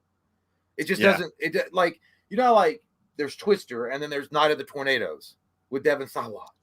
Great movie, underrated as fuck. No, it was Night of the Twisters. I think it's Night of the Twisters. Yeah, Night of the Twisters. Yeah, it's underrated. Yeah, exactly. But they're two different movies, but they're both dealing with tornadoes. But they're both like you could watch them back to back and have be cool with it. You know what I mean? Like, I don't know. Like, it's the same way with Twisters to me. The only thing that they really share is the font on the fucking poster. Well, it's a true, like, I thought it was interesting what they do with it. Everybody's wondering, is it a sequel? Is it a reboot? What's going on? And there's really nothing there to that. It's a true, like, it is the absolute definition of a reimagining. It's like the same idea, same setting, same problems. Sort of, they add some, the sprinkles of extra stuff onto it for sure. But it's the same idea, like top to bottom, same idea, just different characters, different backstories, different people. And they're chasing Twisters, but the movie pushes the plot in certain territories where you'll go, oh, we're doing this scene right now. And it's not the exact scene. They'll put enough pizzazz on it to make it its own. But the movie almost has the same blow by blow story points. It literally does. It's like the same thing, like The Rise of Skywalker. And I thought that was kind of cool how they did that. It's sort of perfect for a story like this, honestly. Well, I mean, I don't know what else you're gonna like. What else you're gonna say? Like, they call him the Tornado Wrangler. I mean, is he actually gonna wrangle a fucking tornado to make it differently? I don't know, but it is strange that there's one part of the plot device that, again, it goes back to the story when I'm like, this is fucking stupid. They're like, basically, if I blow my load into this tornado and I use the right kind of chemical makeup, I can stop a tornado. I was like, all right, you're fucking stupid. They didn't. Yeah, thankfully they don't go too far with that premise because at the end, I was like, that was an eye roll. Like, that kind of got to where it was like, okay, I get it. Okay. But you don't want to make it exactly like Twister 1, the way that ended. Right. So And they were so smart the way they did it in Twister with Dorothy. And they were like, no, these little Christmas ornaments are going to flop into the nadir and they're going to give us all this information that could help us get a warning to people earlier than we would have otherwise. And it's perfect because the main problem with storm chasing, just in general, and it's the problem they face when they write these movies for sure, is like, all right, what are we trying to solve here? Because like, you're chasing the tornado, but at the end, your characters have to win, right? They have to overcome and they have to survive and they have to, you have to have that win in the end. Win in the end. But like, what are we gonna do? Like, because that's really the problem with storm chasing, right? Like, we're gonna chase it and we're gonna watch it, and then that's all. If we see it, then we achieve it. That's it. We did it. That for me, that plot works. Yeah. What are you gonna do? I'll just go watch that shit and upload it on YouTube, make a lot of views. Yeah, but that I will say, so his character, Glenn Powell's character, is obviously I prefer Bill Paxton any day of the week. And Glenn Powell said something really nice about Bill Paxton, honored him with this quote that he had. It was pretty cool. But he's a YouTuber and he's like this wild and crazy kid kind of guy. Yeah. And she's a super serious scientist who's like taking stuff super seriously. So they don't like each other at first. And then you have your like divide between like the rich fancy people, not rich, but the fancy people, and then just the cowboy wrangler dudes, but that are just doing it for their YouTube channel, and which would be awesome. That's what we probably should have done. Instead I would have loved we it. should have chased naders. Yeah, well, you know. Yeah, it was called My Ex-Wife, but she's a tornado of a whore. But well, here's the thing: it's so strange. If you look at the original Twister, those were like the outlaw, not the Bill Paxton, but his old crew were like the outlaw. Helen Hunt's crew was like the outlaws, like chasing down the tornadoes. And then the people with all the fancy equipment and everything was the Carrie Yules crew. And those guys, but in this movie, it's like, I guess they thought they were really like, oh, we flipped it. The girl is actually with the fancy equipment people. And then the ones that are like the dusty butts are the ones that are like not really featured as much. You know what? I feel like just keep it where the dusty butts are the main focus of because it was obvious to me when I saw the movie. I was like, she's gonna flip. Yeah, it's gonna happen like at some point because it was just too much. I don't know. That's predictable.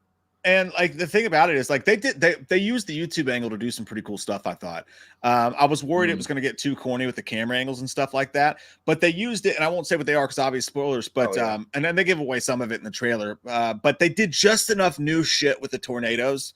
Specifically, one thing that crew did that I was like, that's fucking bad. That's America right there. You know what I'm talking about if you've seen it. I think it was in the trailer, but I don't want to say it. I was like, that's fucking cool. Like, I would watch this YouTube channel if it was real. I almost heard Hulkamania over the wind. I almost heard it. But I heard Toby Keith. I was proud to be an American. You say Toby, I say Hulk. There's a feature there's one tiny problem I have with it is that I felt like they respected tornadoes more in the original Twister movie. Like they were a little more afraid of them. And this one, the whole idea of this guy is he's crazy and he's fucking nuts, man. But even Bill Paxton, even though they called him the crazy dude or whatever, remember at the table, they're like, has anybody ever seen an F5? And everybody got quiet. There's like one man has seen an F5. No, it was Helen. It was old Helen. It was yeah. Well, and then so they did some stuff with the stunts in that to like kind of show what a badass he was. Yeah. And I felt like it was a little bit unrealistic. Like you would not get that close to a tornado. Obviously, and survive. You're gonna get a tornado at an airport. Well, I know. Like, yeah. Well, he was using like a modified truck though. So that was the whole idea. I mean, it's not really. There's actually, and it's kind of cool. I just watched a YouTube video like 2 months ago on that because every once in a while I watch like storm chasing, and this dude literally had it like he built this fucking Jeep truck thing where it like drills into the ground. They get inside. These are real people, by the way. They get in front of the path of a tornado and they drill into the ground and and they get all these readings and shit. That's where they got that from. That's badass. Right. So that's probably why they were like, I don't give a fuck. But I'll Windows, to it. I'll touch Windows alone. Like well, in the movie, in the actual real storm chasers, those windows are like double proof, like bulletproof shit. I don't know. You can't shatter. Right. And they don't discuss that or show that. So I'm watching this. You know what? This is America, like, Mark. That's an F-150, you dumbass. You don't just destroy an F-150. That's a Ford, goddamn. God damn, man. Fuck. That's America. It could take on a tornado. It could take on a hurricane. Hell, it'll even take on a Democrat. That's why you get them gay Democrats away from my Ford truck. Because otherwise it's going to turn into a beetle. That's nice. Your Tesla runs on energy. On your Prius runs on energy. This F-150 right here, it runs on liberal tears. What if Eagle blood? blood of a freedom eagle. What if what was it, Alex? I can't remember his name. The main cowboy guy. What if he was driving towards the tornadoes? They switched to "Like a Rock" because every once in a while, dude, like certain like the way they shot it, I swear, it was like a Rock commercial. Like I don't know, the Marlboro Man shit. But yeah, I mean that was a little bit annoying, but it fit his character. It wasn't really annoying. I just didn't care about it. It didn't really enhance the plot one way or the other. I guess it did reinforce the character plot that he was this out of control wild dude. But then you find out that he's got like a nerd side because he's actually a meteorologist. You didn't know that. Yeah, I went to school for my shit. That's what makes him so hot. Yeah, you know what? I took the student loans out. Pray to God Biden forgives it. And I got my meteorology degree. I fucking sure did. If he forgave it, I'd throw it back in his face. That's true. Now I drive a Ford. I drive a Ford goddamn truck. I make my own ends meet, and I ain't gonna take no handout from no fucking slimy communist bastard like Joe Biden. But no, I about lost it right there, man. Like an eagle just came up behind me. No, but yeah, other than we're seeing that, by the way, people that are country and stuff, they're probably gonna think we're singling out.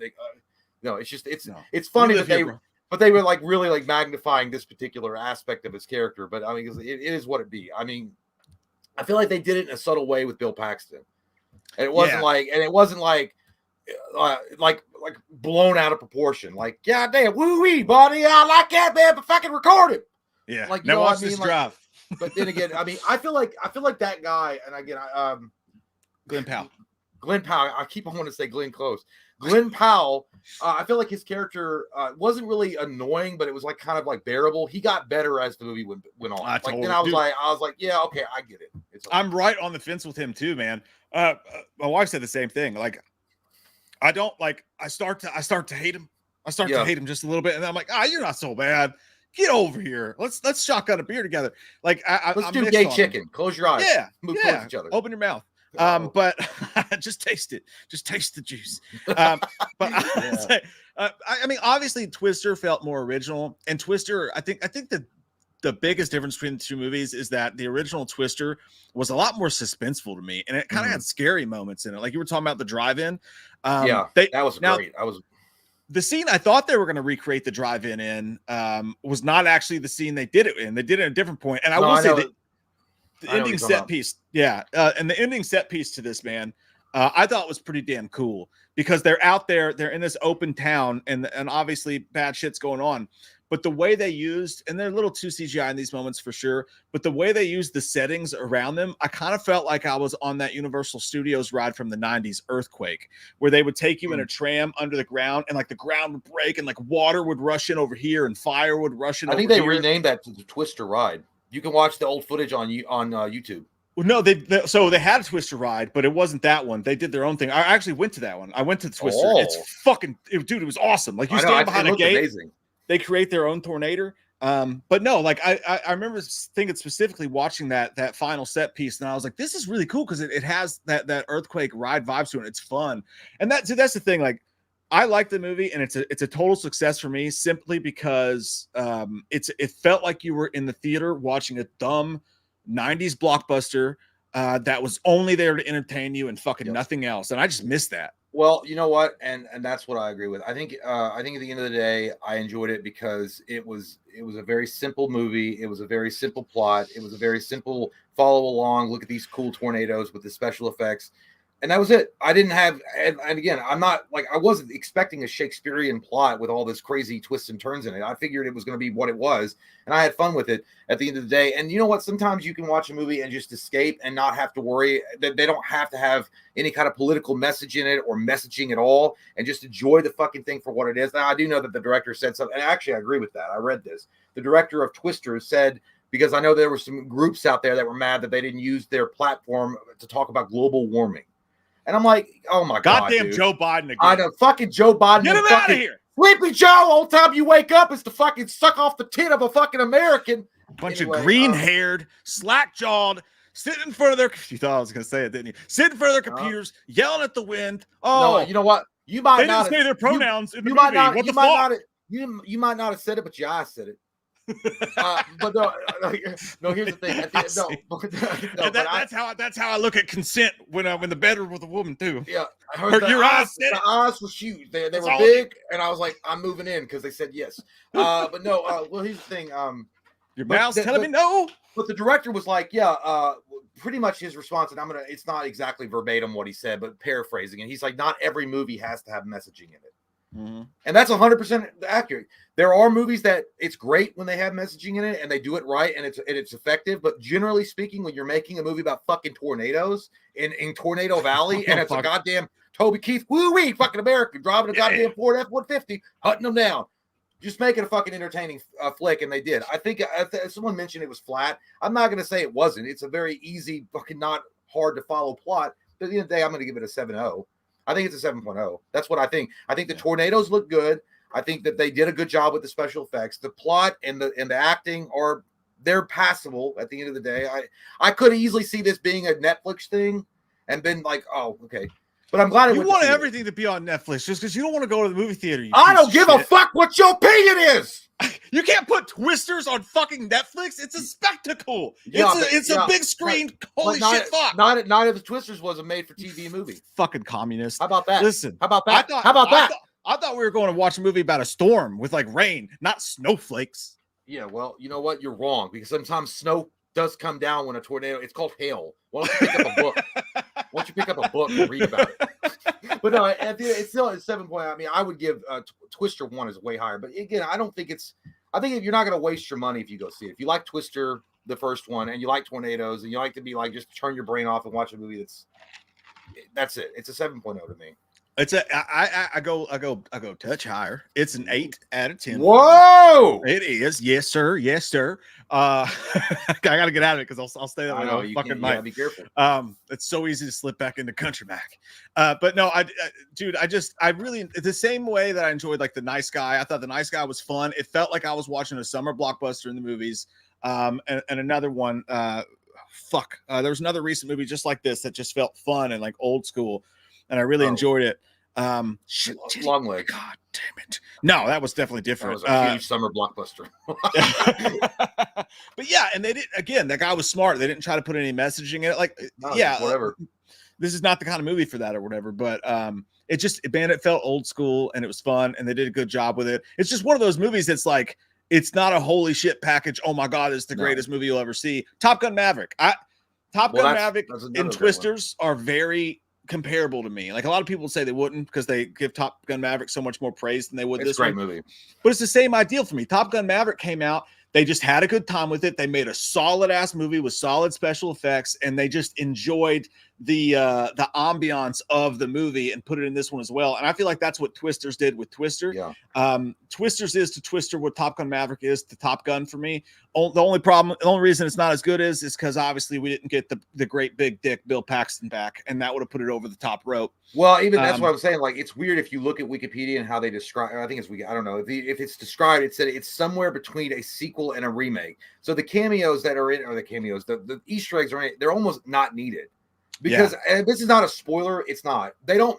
There's no mention, or at least there's no mention between the groups about what happened in the first movie. Mm-mm. So it's like, why do you have certain Easter eggs in it if it's not like, I don't know. It just feels like you could have just done a entirely which this movie is an entirely separate movie. It just shares the name. So. You think it'll be fun to watch to like in like 5 years? You think it'd be fun to watch Twister and then pop in Twisters right afterward? I would if it was back in the day where Blockbusters were still open or Hollywood Video, I'd rent them together. Yeah, that's not, dude. They should release a double feature package. Put it on 4K. Oh god, damn put 2 chicks in it and make them gay. Yeah. What? And yeah. Fuck Joe Biden. Let's go, Brandon. The Let's Go Brandon package. Buy it right now. Yay! You put Trump on it, I'll purchase it right now. Sight and see. And I'm gonna buy steaks. I'm gonna buy them out of all their steaks. Goddamn Omaha. We gotta stop. We're gonna do it all fucking night long. I know. But no, yeah, we both enjoyed it and recommend it and I do recommend going to see it in the theater with some popcorn in your lap. It's a nice theater movie to see in the theater. You know, how was your theater experience? Was it empty in there? My theater was not great. My theater is where they filmed like like the nudie magazine in 8mm. It's pretty much, it looks like that now. There's cum stains on the wall. Someone was like shooting up some crack in the corner. I smelled a fart. That was probably someone that was like right in front of me. I don't know. It was just, They just redid that thing like 10 years ago. yeah, dude. Look where it's at. That's how things go there. That's like saying, hey, I just put a great toilet in fucking death row. That's how things go there, though. Yeah. Was it busy? Something sticky, and somebody's like, I just came. No, it was bad. It was bad. Oh man, that's then it was like it was their premiere theater too. The fucking speaker was still hanging off the goddamn wall with duct tape. You used to go to that theater back in the day, and there was just a hole in the ceiling. Yeah, but now they've replaced the hole with duct tape, so they're moving on. You know, they've increased their budget. By the way, this movie apparently it made $92 million opening, and it cost $200 million to make, and it's on track to do well at the box office, which is good. And it's actually one of those unique situations where the critics and the audience, at least on Rotten Tomatoes, they're in cohesion. I think it got like an 84% on critics guide, like a 91 for audience score. So it's nice too. It's nice to have a movie come out that's not that for once isn't like super divisive. Like people aren't like fighting over it. Everybody's like, that shit's pretty cool. Like everybody's just like, I like tornadoes, man. You like tornadoes. Let's go see it together. It was all right. I had a good time. I did see one dude today on Twitter tell me that it was far better than the original. I was like, shut your fucking mouth. Now that's stupid. Right. You're going too far with that. Shut your fucking mouth. All right. Walk out. It's like when you're in school and they got caught running down the hallway. It's like, no, go back and try it again. Yep. Let's try it again the right way. Let's flip it around and let's have my opinion this time when you come out. Okay. Let's do that. Yeah, it's not new. It's not like that. Well, I feel like I know it's not true, but Alien Romulus is going to be great, but I know it's going to be divisive. I know there's going to be people that's going to be mad as fuck about that movie. It's going to happen. It's regardless. It's going to happen. Yeah.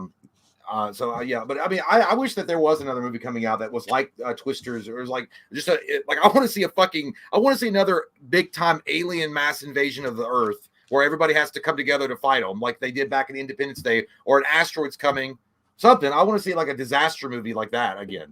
But by the way, no messaging, just the fucking straight up special effects Palooza having a good time. Yeah, and I agree with that. And I think we are lucky too. I think we should take a moment to, hey, can you just depart? Can you go? Bitches, right? I just always flopping on your knob. It's like that P. Diddy song, Godzilla's like, oh, get off me. Oh, get off, hose up my clothes. I gotta fight him off with a stick, dog. Yeah, that didn't age well. But no, I think we're very, very like, we gotta take a moment to be like how lucky we are. Like, they could have easily fucked this movie up. They could have fucked it up so bad. They could have made it like the Point Break remake, or the Flatliners remake, or some shit like that. And try to make it like, let's make it Gen Z and edgy, and like they just made a movie, man. Yeah, we talked about that though. Like I feel like maybe that's why we were pleasantly surprised and we gave it a better scores, because I literally went in with zero expectations of it being good, or even really having a good. Because I was totally expecting that shit, like something like dumb and cringy or whatever, and like a forced bullshit that didn't need to be in the movie, and surprisingly, it didn't happen. So that's why. Yeah. Maybe the score was a little higher. Like if I go back and watch it again, it might be a little lower. But I don't think it's going to drop below. Like it's not going to be like it sucked. It's just maybe it's a little lower because I was happy that I didn't waste my fucking money on it. Gay, you meant gay. You're gay. You said you were gay. Happy means gay. And that means that you. I didn't say gay. Did I say gay? Well, I don't know. You said happy, and that means gay. That means that you like wiener. I thought I'm going to do that. McLevin's like, oh god, it's because that sounds gay. Like in role models, like if you think that gay is like in the old 1800 or 1700 ways, then it's very gay. Coke is actually gay. Coca-Cola is gay. The guys that are role models. That shit was so funny when they were sitting there talking about that Chuck E. Cheese or whatever the fuck. Dude, I love that movie. I watched it like 2 weeks ago, actually.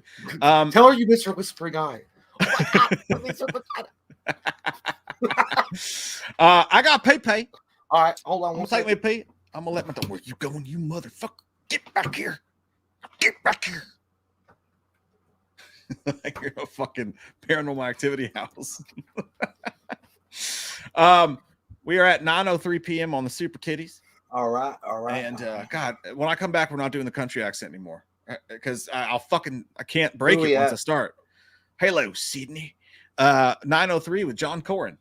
Oh, love you too, pal. All right, be right back. Oh, thank you, John. Yeah! Now that Mike said love you, I don't love you, so it's whatever. Goodbye, John. Thank you for fucking stopping in. Nighttime. Thank you so much. Says Yo, Loomis, go watch Snakes on a Plane. No, go down to the bus station to watch people go back to work. Go back and forth to work. I mean, that's will be a revelation in your life, nighttime. Shut up. I'm not watching no goddamn Snakes on a Plane. Tanner freaking Bowles. Thank you so much, dude. Are there any celebs y'all planning on meeting at Scarefest? I'm terminally scared of meeting anybody. So no. I mean, I'm not. I personally am not. Last year, I was too nervous to go over and talk to him, but we had some really sweet and nice subscribers that were there. And Anthony, the dude from the Hellraiser guy, what the fuck? How can I not remember his name? Anyway, you guys know what I'm talking about. He was there, and I wanted to meet him, but I was too nervous, so I didn't wind up doing it. But no, I don't have anybody in mind at all. But I don't know. Dean Cream Between says, thank you so much. Says, just watch Fall Brawl 96 when NWO Sting arrived. Now, that's a good one. We like that. That's a really good one. NWO Sting. It's so weird. I remember when they were doing the build up to NWO Sting when he had the full crow makeup on, and he just had this part of his face where, like, you know, like the Ultimate Warrior makeup, and it was like black and white, and then they finally did the whole face. That was, dude. Listen, and I know we've talked about it until it's like you're like so sick of it. You know, you're just like, God damn it, just move out of the house, like your parents would say if you overstayed your welcome. But we've talked about the WCW time, but it was such a special time back in the day, dude. WCW in the late 90s. And dude, Fall Brawl 96, I remember that. That was so good. Whew, I miss it. But anyhow, Robin Barker, thank you so much. Says, before Paxton passed away, he said he wanted to direct a Twister sequel, and Helen Hunt was on board. Too bad we'll never see that version. Yeah, that would have been great. I would have, yeah, Bill Paxton, man. It's such like what we missed out on movies that he could have been involved with and a part of. It sucks, dude, because it was such a freak way that he died too. It was such a random shitty thing. I think he died. I think it was like a. I mean, I'm not saying that it was uncommon. I mean, I'm sure it happens, but that he was going in for like a heart surgery or something. Like he died on the table. It was so sad. It was just so random. It was so shitty. But yeah, I would have watched the shit out of that. That would have been great. I would really like to have seen what they did with it, because I don't know what else you're gonna. You know, they resolved their issues at the end of the movie. Like they proved that you can use a fucking belt to keep yourself from flying up into a tornado. That's some strong ass leather. But yeah, but it would have been interesting to see where we went through. Keep going. Actual Factual 89. Thank you so much, dude. Says, I know I'm bugging and off topic. That's the Giggly Bush, we know. So, how about a show enough from The Last Dragon origin story? How did he get the glow? Who's his master? Did they fall out like Tai Long, Master Shifu? What are you talking about, dude? You bugging as fuck. Put that Giggly Bush down. We don't need to hear anymore. No, I don't know. But if you're asking a show enough, I would listen. I don't think we've done a show enough. I don't think we've done a movie review for that, and I'm sure as fuck pretty sure we haven't done a commentary for that. That's such a great goddamn movie. Listen, if you guys don't know Bruce Leroy, you got to watch The Last Dragon. Barry Gordy's The Last Dragon. Not only is it a phenomenal movie and pays tribute to Bruce Lee with stuff like, you know, there's like Enter the Dragon. It's got so many great scenes in it. It's got a phenomenal soundtrack as well. And it's got really memorable bad guys. Show Enough is one of them. He always reminded me, he looked like fucking Busta Rhymes. He just did. But Show Enough is great. And then Eddie Arcadian, the other bad guy in it, is really fun. But yeah, as far as like what happened, the story about Show Enough, I don't know, man. Put that Giggly Bush down now. It's making you giggle too much. Michael Parton says, still think Backdraft is better than Twister. Backdraft is better than a lot of things, Michael. It's a great movie. I mean, and but I don't think it's better. I don't know. I can't answer that question without watching Backdraft again. It's been a while, but I really do love Twister. But do I like Backdraft more? Okay, I will give you Backdraft, because Backdraft is a lot more of an emotionally investing movie. The brothers thing, what happens in that movie, it's a lot more of a deeper film. Yeah, and not as fantastical as Twister, but it's still a great movie either way. What would you say? Backdraft over Twister? I would say yes. I would say Twister twice. Oh yeah, I don't like Backdraft because it's like, it feels like more of an emotionally invested movie. Like it actually feels like it could like, not saying that Twister can't happen. It happens all the time during tornado season, but like, but I'm saying like Backdraft feels like I like the idea of brotherhood and what happens with those guys. And I don't know. I just think it's a lot better. It's acted better, and it's just like grounded reality better. I don't know. Yeah, like I mean, I like Twister better, but it's just I just love Twister so much, man. That was one of the first movies in my life that I like. When I watched it, I was like, I'm going back to the theater as soon as possible to see it. I saw it like 3 times in theaters. Even as a kid, when you have to get like a parent to take you and shit, that's those are crazy numbers, you know. Yeah. And then Nighttime says, "Thank you so much." He says, "Ate a Western burger and fry from Carl's Jr. Cost $34. Goddamn, thanks, Joe Biden and fucking Obama." That's and inflation. No, you know what? No, that is true. Listen, man, it's expensive as fuck to go eat out anymore. It really is expensive as shit. But and by the way, we don't have a Carl. It's called Hardee's here. So when someone says Carl's Jr., it's like, who the fuck is Carl? I don't know who that is. Fuck Carl. What timestamp are you at? No, that was at 9:27 at nighttime. That was and then now I'm at Gary B at 9:30. It says Mike. We need to outrun the wind in Mark Wahlberg voice. We gotta outrun the wind. That's one of the most classic Wahlberg. It's right up there with "Let me the fucking house." We gotta outrun the wind. I don't mind that happening that bad. I just saw his mistress says, "Now back to I watched a movie." Robin Barker, Scream 7 apparently starts filming in September. Look, I'm gonna tell you, I don't that part might be true. There's a lot of fake shit going around about Scream right now. There's a channel out there that when they only do Scream stuff, so when there's not any Scream news, they just first off, I'm trying. In my opinion, allegedly just make up shit and then everyone runs with it. I'm trying my best. Okay, I try to do my own solo thing, and then Mike's dog shitting on it. It could be you. I mean, it's an anonymous person who does so it could be you for all we know. Damn it! I knew I should have changed my voice. So just definitely when you get Scream news online, guys, check your sources because there's people out there who they will literally take comments from their YouTube comment section and turn them into clickbait stories, and then under their voices, the video will be like, "This comes from in the comment section." So take it with a grain of salt, but little does Mike know it was Matthew Lillard that's like desperate to come back, so he's like saying, "I heard he would never. He's going to be in the next movie." He would never, but that would make sense if they did start filming then. Dean Cream-Between says Halloween Havoc was always my favorite pay-per-view. That was yours too, right? Dean Cream-Between just said he just got done watching Fall Brawl '96 when it was the first appearance of NWO Sting, or like black, the Crow Sting, black and white Sting. Yeah, but Halloween Havoc was Halloween Havoc. If you're gonna put like best, Halloween Havoc was fun. I remember that was the first time Mom let us have like pay-per-view for wrestling because she never let us order it because that shit was expensive. It was like $50. But that was really fun. But my favorite was Bash at the Beach when Hogan drops the leg on Macho Man and like turns. I didn't get to watch that shit live or on the pay-per-view, but dude, like amazing. Yeah, wrestling fans don't know how good they have it now, man. They really don't. Like we were the hardest hardcore wrestling fans in middle school. Like all of us were, and almost none of us ever watched a pay-per-view because like nobody could afford that $60 expensive, to watch it. So you would be a hardcore fan and you would never watch the biggest moments. It's crazy. And there was no YouTube. There was no. But they always put you on Monday Nitro. They would always show you the live. They would always give a recap of it. So, but we couldn't afford it because my dad was fueling his alcoholism and gambling. So we never had money on the table to fucking order. Truth is, he always ordered boxing matches that cost like $60. Yeah. And then it was like, so if we asked for like, and then we didn't know that because kayfabe was so strong, they probably were thinking to themselves, bitch, we're not giving you $50 for some fake shit. Fuck you. Oh, like that's probably because that was like, if you're gonna watch pay-per-view, be a man, watch boxing.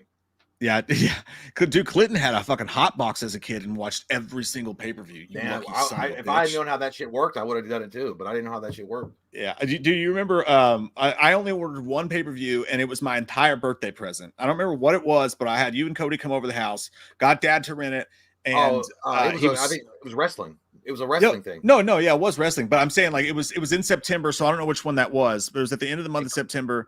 And you and Cody, it could have been Halloween Havoc. I want to say it was like that's what it felt like. That's what I remember.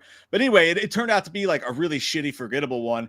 And you and Cody, like halfway through the first hour, were like, "Let's go outside and wrestle." Oh yeah, dude. Like, we got all jacked up. Yeah, your mom got mad, or your dad did. My dad got mad. We went outside and wrestled on the trampoline as we would do because we like men naked. What? Yeah. But they were like, "So this was your whole birthday present. You're not even going to sit in here and watch it." We're like, "We're going to come in for the main event. Like, leave us alone." True.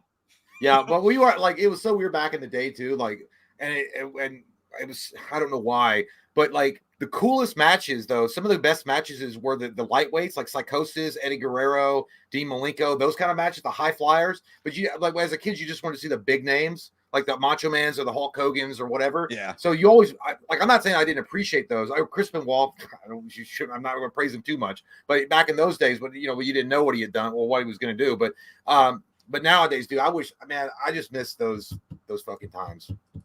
Yeah, but you guys are so lucky now because either it's on YouTube or on meth streams or whatever, or like you can just pay $10 for Peacock or whatever and watch them all. Like we would have jizzed in our pants if we could have done that as kids. But speaking of which, let's talk about Cobra Kai season 6, part 1. Did you watch all the episodes? Yep. I'm caught up too. It was funny, by the way. Mike put up a commentary. I did a commentary for Cobra Kai episode 1 for season 6. I fucked that up, dude. I didn't tell you about that. I forgot. So if you guys, no, it's not too bad. But I started watching. No, I watched the wrong fucking episode. No, you did not. I thought I'd do. I swear to Christ, if you guys listen to the commentary, it's going to be funny because you won't know. Like if you listen to it now, having this knowledge. God damn it, Jay. No. Listen. What happened was I clicked on the thing and I'm like, oh yeah, I swear to God, dude, it was season 1, episode 1. I was like, oh, they're going back to the original. Like you're saying, like I swear to God, dude, I thought I was watching season 6. And I'm like, oh, they're going back to the original. That's weird. Like, oh my God. And then I'm like, wait a minute. There's a scene where Johnny's walking out of the apartment and he sees Miguel and he's like, what's up? And he goes, and I was like, wow, they're really going back on this one. And then did you finish the whole episode? No, yeah, I finished. No. I thought I figured it out. And then I moved around the mouse and I'm like, what the fuck? Because I thought it was like on Amazon when you click on like The Boys. I'm watching The Boys right now. So when the new episode of Boys pops up, it just like takes off where you left off last. Right. Yeah. But this didn't do it. It started me on episode 1, season 1. Yeah. And I was like literally enthralled. I'm like, they're going back to the very beginning. Is that in the commentary that you sent me to put on Patreon? Yeah, it is. You fucking up is? Yeah. And then going back and finding the right minutes. One? Yeah. No, if you guys listen, you guys are going to be confused as fuck because then I apologize over myself. And I'm like, I'm sorry. I fucked this up. If I really thought I was watching season 6, episode 1, and they were going all the way back to the beginning. But when Johnny walked out of his apartment and he never met Miguel, and I'm like, okay, this is weird. Because I even say it in the commentary, I'm like, this is like season 1, episode 1. I bet people watching it with you were like, what the fuck? So, yeah, that's on for YouTube members and for Patreon members. If you want to watch the first episode, that's on, or the first episode of season 6. That's on Patreon and YouTube memberships right now. I put a link up. Jay watched it with you guys. Dude, I'm gonna tell you, and I hate this. And thank you Netflix for giving us an early screener for it. Thank you. It's not that I mean to poo-poo. We've been reviewing them, and when it's great, it's great. If it's not great, we have to be honest and say it's not great. And again, I don't know how you feel about it. You should feel completely different. But dude, I had to fucking force myself to get through the first 2 episodes, and then it got better. Like it got better because I was like, okay, at least I got a couple drinks in me now, and there's a little more Johnny. I didn't drink. This is the problem. The first episode I did, it was all right. It was bearable because I was drinking. Yeah, dude. But after I was just, man, by the time we got through the last, I think there's like 5 episodes. Yeah. By the time I got to episode 4, I was like, all right, there's a little bit to enjoy here. I'm having a decent time. But dude, this thing is being sucked dry. I mean, dry. There was just nothing great there anymore. There was always a possibility. I knew that was going to happen, actually. Like, I mean, there was only so many stories you could tell with the same people and the same, eventually it's going to run out of ideas. They're going to run out of like scenarios that make sense for the show to move on. And they have. I mean, completely. It's like, again, season 6, there shouldn't be a season 6. It should have ended with season 3, and that's where we should have ended it, and that would have been great. But it'd be where it be. And listen, I did not like it. It's got to a point where it's very cringy and corny. And the best parts of it for me is obviously it's going to be I don't remember the actor's name. William Zabaka, the one that plays Johnny Lawrence. He's great, no matter what. I love that guy. I'm glad that he's got a revisit to his glory days with acting. I hope he has more parts later in the future. I don't think he will, but would you watch a spinoff? Because I would watch a spinoff. I would 100%. If they did a Johnny Lawrence, like just call it Cobra. I don't fucking know. But from when I was watching it, I don't know. Again, it's just retreading the same fucking thing that we've seen 100 times. Tori's mad. Miguel's mad. The fucking kid that looks like Jonathan Brandis is mad. What's his name? Robbie. is mad. Oh yeah, we're gonna fight each other because we got to prove something, and then we're gonna be friends afterwards and tickle each other's buttholes, and then after that we're gonna be mad again, and then our relationship with Dad sucks. And the only thing I'm getting pissed about though, and I didn't like this at all because I was like, this is a step too far. They're fucking with the legacy of Miyagi. I didn't like that at all. Yep. Dude, as soon as they did that, I was like, God, how desperate are you? Yeah, it's like, why do you do that for? Like, why? Like, you don't need to go back and fuck up his backstory and make him some kind of like, oh, we got to make him like relatable. He's teaching a lesson from the grave. No, he's not. You made him a fucking thief and a liar. And Johnny's dead on exactly what he said. And he got punched in the face. And I'm like, yeah, that's exactly what. I don't like that. I don't like what they're fucking with Miyagi. And I don't like what they're implying with Miyagi either. I feel like just leave that character alone. Like, it was kind of, I get some of what they did early on. They kind of messed with it a little bit. But now they're literally fucking with canon. And they're trying to add shit, which never goes well. And you can tell, like, when you're watching it, like through the first, and Katie was the same way. We were like, some of it, I mean, some of it gets super cringe, especially, and I can't say where because it's too spoilery, but there's one character, it's like, that has to go away. Like, you got to go away now. Like, we're going so far into fucking, it's like Steven Seagal and On Deadly Ground is like, I have to get high with the Eskimos and to feel your people's pain. I'm going to tell you this. You guys know that scene with John Kreese in the cave with the white cobra, that's literally probably Steven Seagal's story that he told how he got his Shidoshi belt. Steven Seagal, remember, you about to talk about like that? Yeah, I don't want to say it because, but like, there's well, you don't know what happens, but yeah, like there's stuff with that stuff. It was just every time that came on, it was just like, oh my God, and like, dude, even and with the kids, and I felt this way for like 2 seasons now, a little bit. Yeah. But this was like the holy shit. Oh my God, we have really jumped the shark. Like some of the fight scenes. There's one that's like at a frat house, and like. Yep. Dude, super cringy, and it actually feels like you're watching the Power Rangers spar with Bulk and Skull at Angel Grove in the cafeteria because someone spilled a milkshake. Like, it is so, and they try to make it real dramatic, and you're just like, oh my God, what am I, 12? Like, I felt like I was watching the Scream TV series again at some points. It's bad, like bad. But again, then Johnny will come in, make a good line. That peanut butter sandwich line, fucking, I was dying laughing. I laughed at what he was like when he gets the girls and he has his slumber party, and they were like, "Are you catfishing us?" He's like, "I don't know what that is, but catfish is gross." Well, I get it. It's just that frat house scene. God damn. Like, that was bad, dude. My dick shriveled up from the cringe. It was so awful, and I was like, I can't be watching this anymore. Like, I'm literally gonna have no. I'm gonna be like as like blanked in the head as Joe Biden. Like, because it doesn't just like, it's not just like cringy. Like the acting is cringy. It's like they try to put this like electric cool music in. Like, like unstoppable, good. Like it was so stupid. I was like, maybe somebody. Yeah, it's like maybe. Power. If somebody like was 13 or 14, would be like, "Oh, dude, that was dope." I get that, but not like maybe we're too old to enjoy it.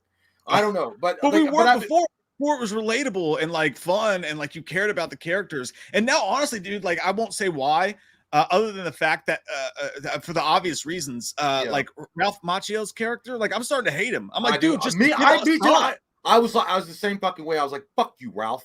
I mean, Daniel's son. No, you know what? I was like, "No, fuck you." Yeah, like because he kept on, dude. We can't get into it because we want to keep this non-spoiler. But there's parts where he's interacting with somebody, and he keeps on saying, "Dude, he's like," I was like, "You're turning into the bad guy that Johnny told you that he said that you were originally." I don't know. You're being a control freak asshole, and I don't like you. Yeah, like, and him and I love his wife because I mean she's super hot. By the way, I just want to say that very attracted to Danielson's wife. But dude, they kind of have this like, we're the rich, we have our shit together family, and you're all kind of beneath us, and like no one's quite as good as us, like vibe to them throughout the entire thing. And I'm just like, like, I don't know, man. There is moments as you go on that's like, oh, I remember why I like this show again. Yeah, but it's always revolving around Johnny. It's always revolving around Johnny's wife's good. And the batting cage scene too, when they had that Happy Gilmore scene, dude. When he did that with the thing, I was like, "Oh my!" Yeah, dude. Well, here's the thing, also, and I mean, somebody was going to say, "It's like, well, obviously, the whole show is basically about Johnny," and I agree with you. But he's not on screen enough. But he's not in this one. They were trying to really refocus it in on Danielson and like relationship, and I was like, "You guys have done this before." You guys are literally you've resolved a lot of the issues that you had in the last season, the season before, and now you're just pulling them back up to create bullshit filler episodes. I don't know, but there's oh man, There's literally 2 episodes dedicated. There's like 2 episodes entirely dedicated to them being like, well, these two used to be enemies, but now they're on the same team. But like, we have to make them like each other again. So let's put on these great ruses to get them to be friends again. And you're like, what in the 90210 Saved by the Bell? I always thought they were friends. Like, yeah, like just hash it out and get it the fuck over with. Let's go. There's also, and really anything involving terrorist parts, dude. And like, there's nothing against that guy because I think he generally is a good actor, and I do kind of like his character. But they have really just like dragged it to the mud. It's John Kreese's character. It got boring so fucking fast, dude. Like eventually it just became like, it just became like a cardboard cutout of what a bad guy, they think a bad guy sounds like or does. Yeah. And I was like, you broke, like, here's the thing. I can't say where he's at because we don't want to spoil it, but I was like, you broke out of prison and you did that shit. What the fuck? You must be like MacGyver level of intelligent. Yeah, dude. Like it's Jason Voorhees, like, and Jason Goes to Hell is more believable than what they do with that character. Because I was like, if that had happened to me and I was able to escape from jail, the last fucking thing is I'm doing what he's doing. So bad, dude. I'm going into like, I'm gonna be like where Bruce Wayne was in Batman Begins. Like I'm going to, like, that's the only place you could run to. Yeah, dude. I man, honestly, like I actually give this season so far a 4.5 out of 10. Like it's bad. I give it like, well, I'll give it a 4 too, but I was gonna say a 3.5. But yeah, and the only reason why it's even remotely entertaining is because again of Johnny Lawrence. Like, and I am interested to see how his relationship is going to go moving forward with what's happening. Yeah, there is one particular storyline that's occurring with Johnny that I do want to see where that moves forward with. But everything with Ralph Macchio's character, Daniel, and all that stuff, I don't care about any of it. No, I feel like all of that's been solved. Everything's been treaded over, and now they're just going and they're fucking with Miyagi's legacy, which I think is terrible. I don't know. Dude, it's funny because like you remember when we were kids and we would like wrestle or we'd do the football throwing game and we would make up like belts and shit. Like no, but seriously, this one's for the real important. It's the dragon belt. Like no, this one's for the blood belt. This is literally the show is doing that. It's taking all the same storylines and they're doing it all over again. But they're like, no, but like seriously, this tournament, this is the dragon drug belt. I didn't even know what this one really matters. The Cinco Taco. The Cinco Taco.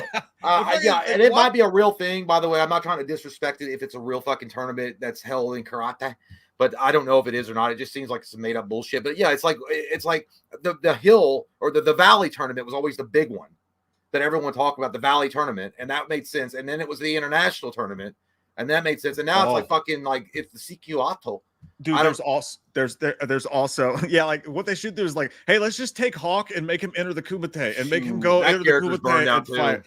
Oh, dude, it's like, I have a mohawk. I'm punk because I have a mohawk. That American flag fucking mohawk, too. I'm like, God damn. Like, yeah, like any kid your age is going to know how to fucking do that. Like, you know how fucking time consuming that would be? Oh, Jesus Christ, dude. But like, and there's one thing about the show that actually like pissed me off, dude. They do like kind of a college storyline. And some characters show up or whatever, and they're like, oh my God, they're in community college. And it's like, this show is actually like kind of being like an elitist fucking piece of shit right now. Like not only what they do with the LaRussos, but the way that the show like literally pisses on kids in community college. Like, oh, you're not going to MIT. You're a fucking idiot. That's so embarrassing. Well, not really. Like, what is this show? That or vocation school. I mean, if I could have it over, dude, I would have said fuck college and got like a vocation school. Like, I mean, like the one guy was like, I'm gonna repair a refrigerator. So what? That's fucking awesome. Good for him. Yeah, like, that's and the show is making fun of these. So wait a minute, so you got a 750 and you're going to MIT. It's like, fuck you fucking nerd. I bet you never see a fucking tit in your life that you don't pay for. But I'm saying like, yeah, go to vote. Like, you know how much plumbers make or welders and shit? There's nothing wrong with that. You're a fucking idiot. Yeah, the show's gotten to like this elitist territory with some stuff like that I'm just like, ew. I just feel like the show's also like just boring and repetitive and just it's just not, again, if it doesn't have Johnny in it, I don't care. Yeah, so we're definitely not getting screeners for the next part, but I think that's okay. Oh well, yeah, the next part comes out in November. I'm sorry. Well, listen, I mean, we don't want to bullshit you guys and say it's great so we can get screeners for it. I know there's a lot of channels that do that shit, but we're not. Truth. Truth is the truth, man. What are you gonna do? So that's our review of Cobra Kai. Fun fact, the part one.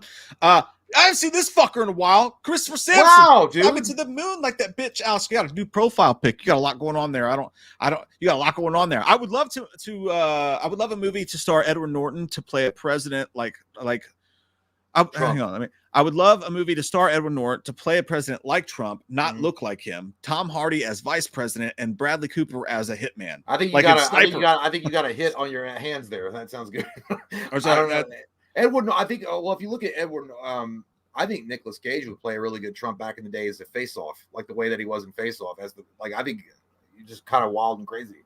Edward Norton is an underrated actor. I don't know why we don't see him more often now. Because he burned bridges. Yeah, he pissed off Marvel, and they're supposedly, once you do that, once you piss off the fucking Mickey Mouse ears, he's gonna shove his dick in your ass every time you go outside. But no, well, here's the thing. I think that could be true though. That's the last. When's the last time Edward Norton's been relevant? I mean, or because he was doing the Incredible Hulk movie in 2008 with Liv Tyler, and then he had all that big blow up with Marvel because he was supposed to be in the Avengers, and then I know he probably did something else. He was in Knives Out, the newest Knives Out. I think he was in as one of them. But you're right. No, he would play a great bad guy. Depending on how you. Well, I mean, it's whatever. But he would be an eccentric type of president. I don't know. Yeah. I'm trying to tread water and not fucking piss anybody off. But right. I mean. Tom Hardy as a vice president, you would just never understand him. People are like, no, I want to vote. So they would say, listen, brothers, did you serve in the Corps? Did you end up voting? Was you in the Corps? He goes, why are you showing pictures of people I don't know? Well, of course you don't know them. Of course you don't know them. Music Man, dude, thank you very much. Dude. Super kind of you, my friend. He says, need a good possession movie to watch. Need a recommendation. 42 is watching, so say hi, Dr. Chalice. I don't know if you guys know this, but 42 is a cat. It's a pussy.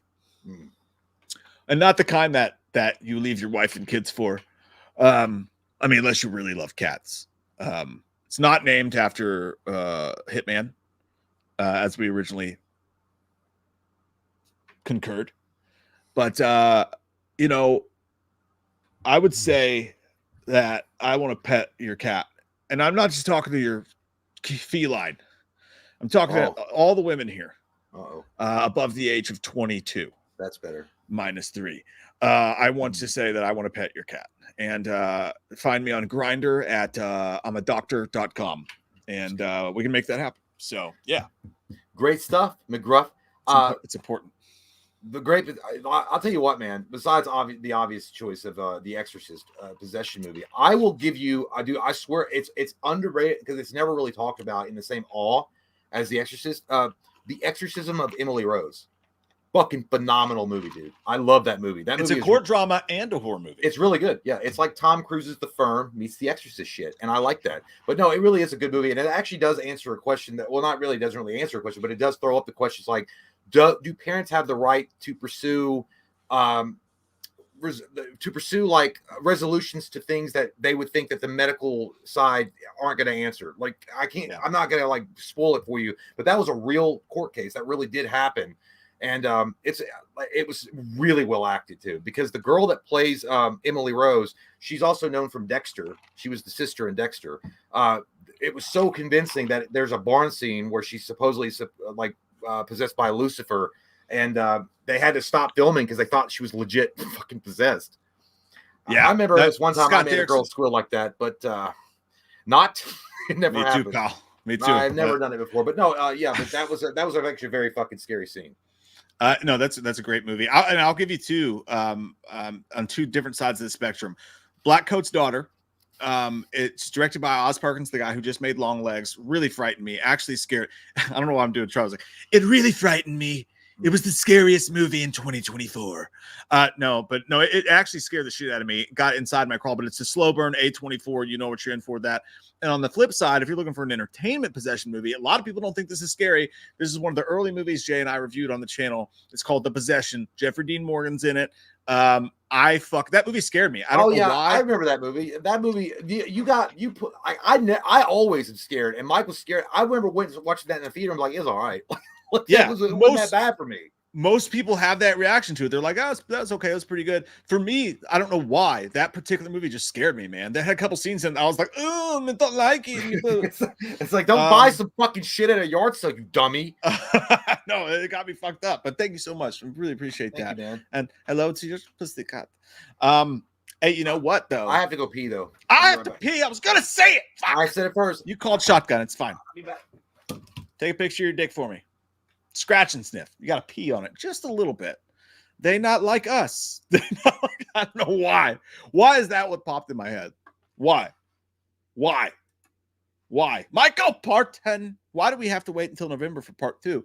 Dude, I don't know. Like, I have no idea why they're doing this shit now.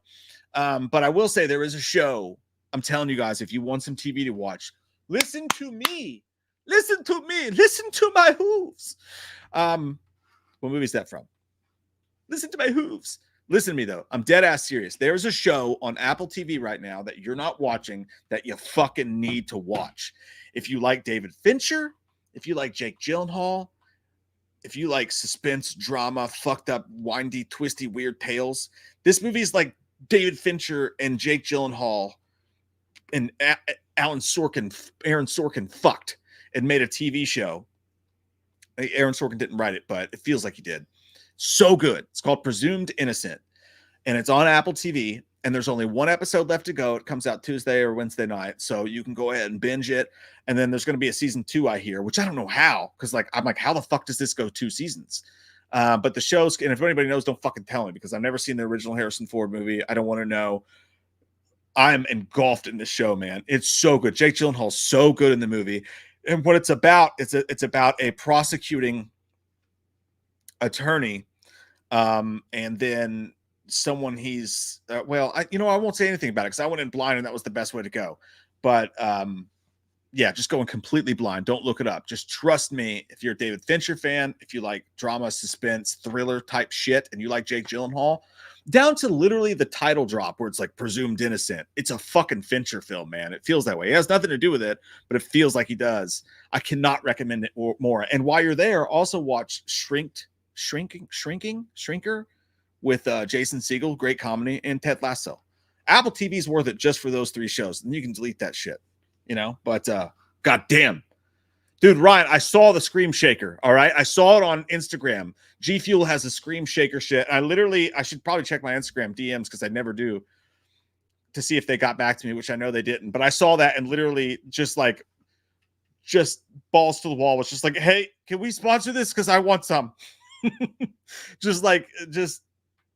Bare naked ladies was like, please, can I have that? I want to do it. Let us sponsor it because that's right up our fucking alley. It'll be awesome. It will be awesome. You know what's not awesome is that my penis hurts because I gotta do stuff. Dicks. I love him. I love him so much. Please stay away from him. Yeah. I'll be right back. Okay. Now it's my time for some pee alone. Take pictures.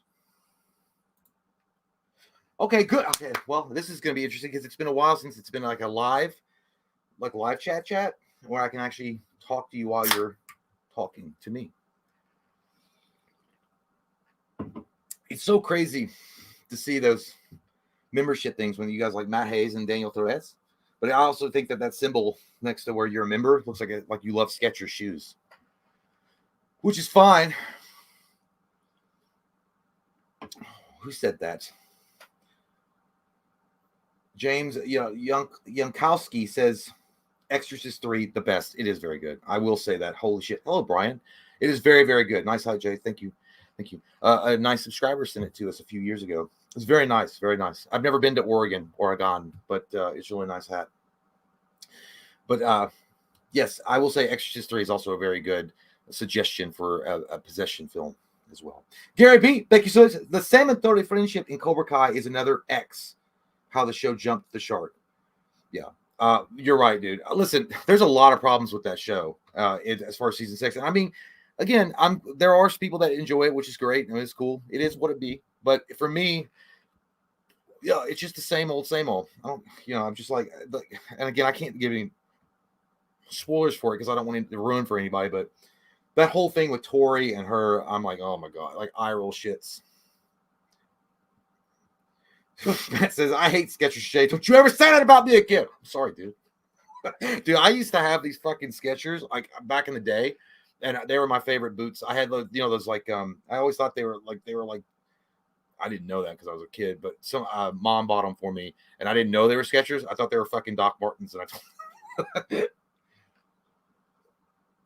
But Michael says, I love you, Jay. I love you, Michael. Thank you, dude. Yeah,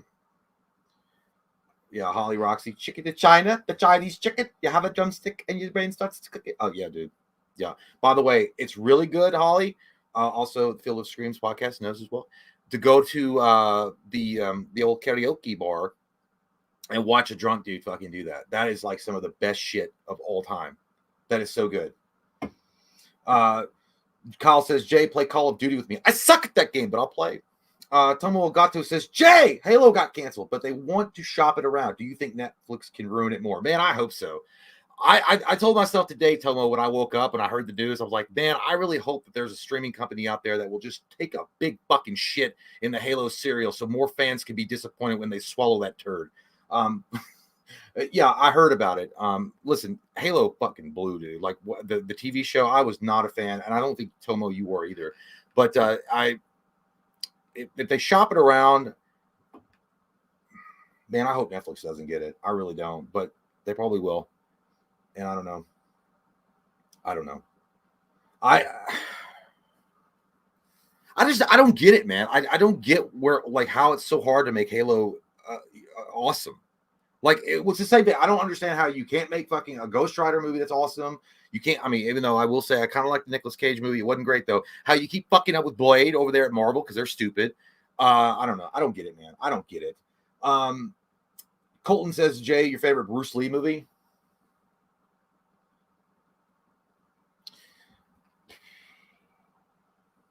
Enter the Dragon was really good. But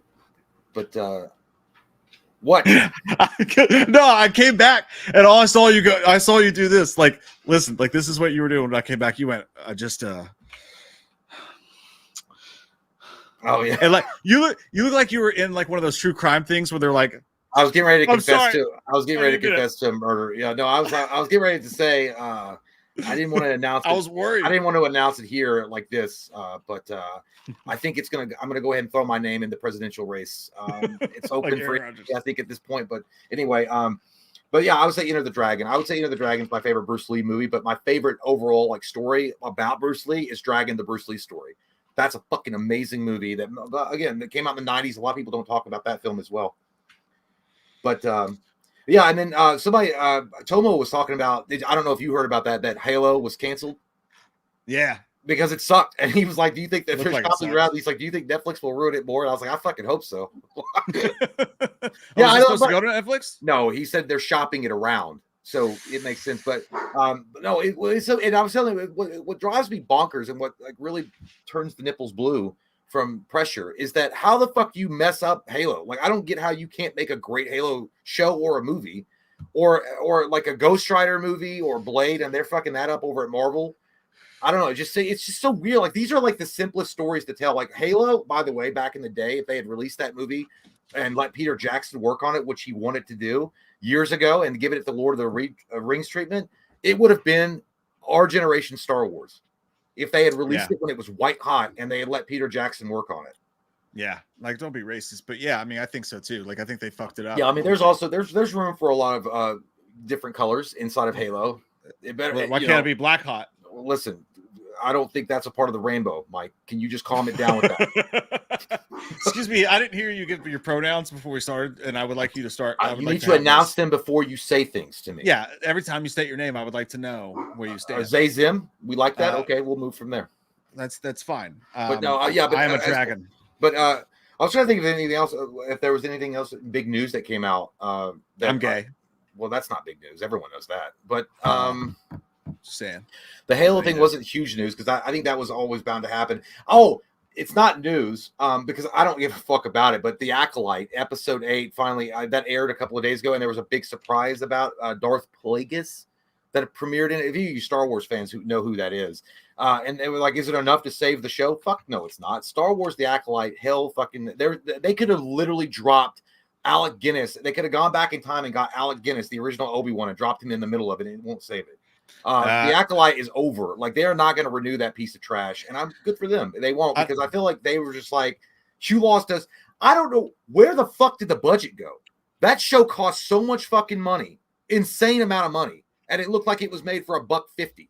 Yeah, that's a franchise being driven through a shitstorm while God pees on it. Well, I think it's already not been. good. Well, they built. Well, they're already in the process of killing off Marvel. Why not? But they've already killed Star. I think Star Wars. Deadpool Wolverine's going to save it. Probably comes out this for a week. minute. For a minute, it's a band-aid over a leaking ass fucking like a jugular thing, a jugular wound. But there are two things that came out this week that we are going to cover right now. Hopefully you didn't watch either of these yet. Did you watch the new Beetlejuice trailer? I have not. Sweet. Did you watch the new Alien Romulus trailer? I have not. Double sweet. Because I was like ads. Skip. Not today. I'm watching my not today, shows. I will not be interrupted. I was watching World Series of Poker 2016, and I will not be interrupted by fucking ads. Let's watch the Alien Romulus final trailer together, guys. Here it comes, straight from my butt to your mouth. What? That doesn't sound right. Human Centipede Part 4. Tom 6. Here we go. Before I do anything, don't look at the screen, Jay. I'm not going to look at the screen. Tell us if you guys can hear the trailer. It sound like a big old dump someone took in the toilet. Dude, I'll tell you what, man. A couple of weeks ago, I was constipated. That's exactly how my turd sounded when he hit the toilet. that fucker had been in there a while. All right, let's watch it then. Michael says, "Yep, you guys can hear it. Here we go." I'm gonna turn it up a little bit. Alien Romulus final trailer. Suck fuck touch. Are you sure you want to do this? Yep. Oh, it's a different kind of movie. There she is. You want to break in and steal highly regulated equipment. This could be our only ticket out of here. Yeah. You sound Should like be in and out in 30 minutes. Is that your anus?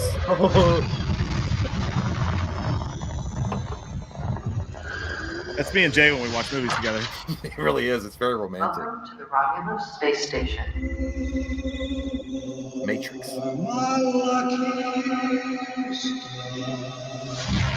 This is what I imagine Donald Trump puts on when him and Melania get on. This place gives me the creeps. Oh, that's dope. What the hell is this? I don't know. Ooh. Dude, Just don't breathe. Somebody wrote "Don't breathe" on the wall. I know what you did last summer. Oh. No. Ooh, dude, no. I don't like The that. fuck was that? Yeah.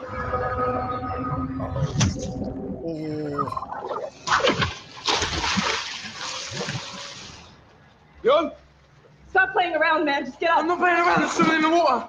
Oh shit. What do you mean there's something I in the don't know. water? There's just something in the fucking water. Jamie taught me. Oh. Put your dick in it. Run. Look how many there were. This is gonna be so good. Oh man. I'm not gonna lie, that kind of turned me on for a second. I don't know what that was about. That's weird. Are you all right? He's gonna be a soccer player. Yes, he is. Oh, dude, how fucking cool is that? They shouldn't have shown that. Navarro! I don't know what to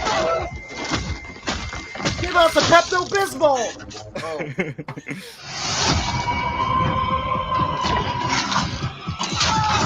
Oh, Whatever shit. comes, That went right up we'll his face nostril. it together. Let's go.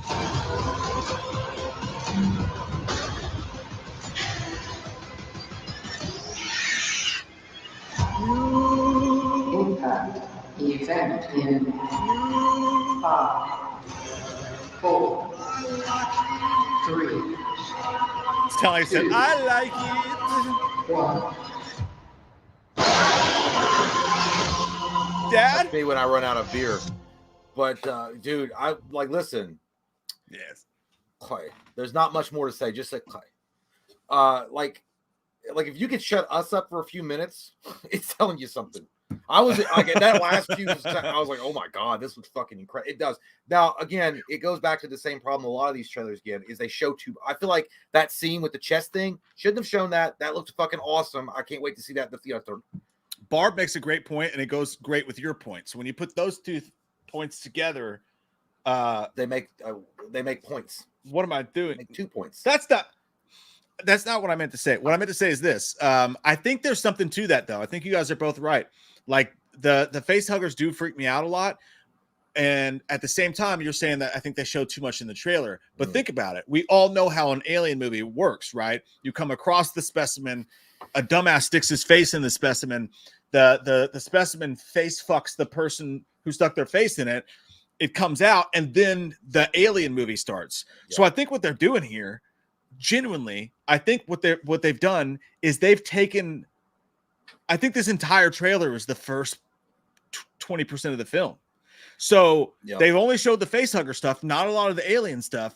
So while it seems like they showed a lot, they only showed the face hugger portion. And I think that we're about to get butt fucked on the back end in a hard way. I wonder what's strange to me is I thought initially that it was going to be really just involving going back to the original Alien 1, where it was just one alien that was on board fucking with them and making it more. But now obviously there's a lot of face huggers. So I don't know if they've picked up several eggs or something, and there's more. I don't know. I mean, it's interesting. I just thought it was going to be focused on one alien harassing them throughout the movie. Again, I wanted to know all this shit going into the movie theater and seeing all those like face huggers running out. Maybe they'd stopped off at a planet, kind of like what happened in the original Alien, and they see all the. I don't know. Maybe that's what they're doing. But yeah, either way, and it takes place between the I think I want to say.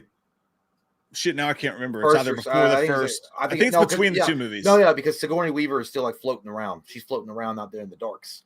Yeah, they usually come out at night, mostly at night. But no, yeah, it looks great, dude. It looks very high octane, fun. I like the guy, the director. I think he's doing exactly what Alien fans have wanted for a long time, which is great. And yeah, I can't wait to see it. I think it's going to be like there's 100%. It's going to be better than the last. It's going to be better than Prometheus, and it's going to be better than Covenant. I think it's going to, and Resurrection's horse shit, and 3 is awful. So for me, it'll be Alien, Aliens, and then this film. I'll forget about the others. And dude, I really I deeply love Prometheus. I really do. I know most people don't, it's all right. But I love that movie. I'm glad I'm so glad you fucking said that, JT Customs, because I have seen this, but I want to watch it again with you, Jay. I want to get your thoughts on it. Here is the motherfucking, and this is crazy. Some girls are crazy. This is crazy. Happened? It's the final Deadpool Wolverine trailer. I forgot about this. Oh, okay. Dude, strap on your tits. Oh, I can't wait. Oh, here comes. You have it. Put it in my mouth. What? I know I turn everything into a joke. I don't know. But I care. I want to use that for something important. Oh, it looks sexy, dude. I mean, I'm not talking about his ass either. Time to him up.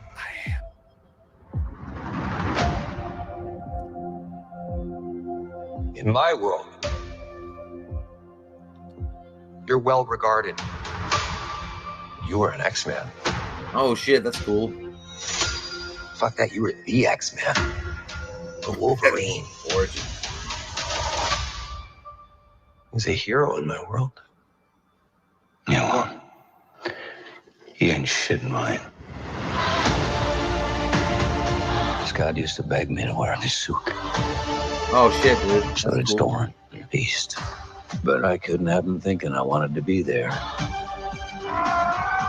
Dude, it's gonna be emotional as fuck. I think so.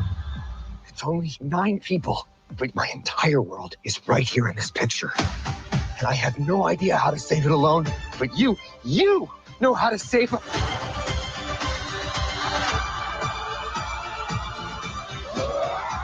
That's cool. Whoever you think I am.